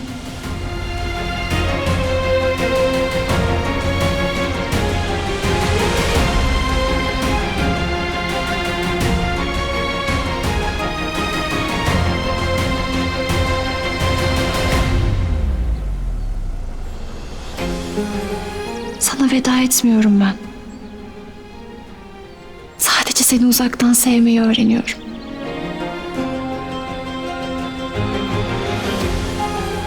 Mercan.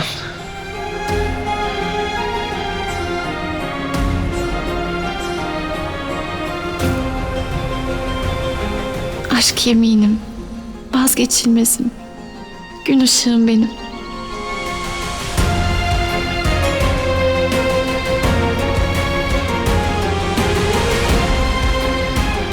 Senin için senden vazgeçiyorum.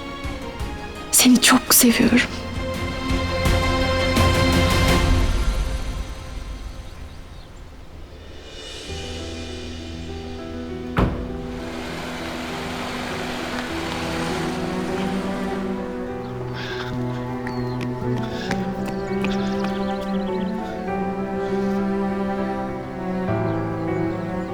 Sen de bırakıp gitme.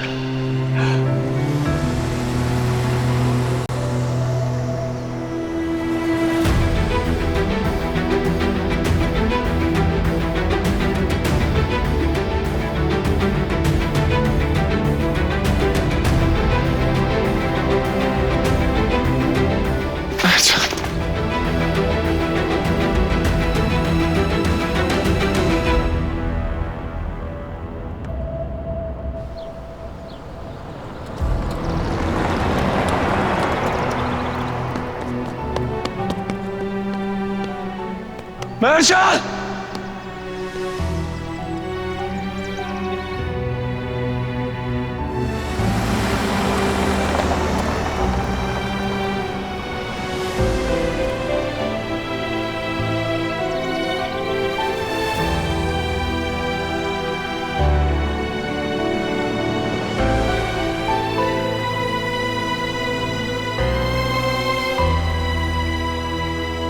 Bir tek sen kalmıştın.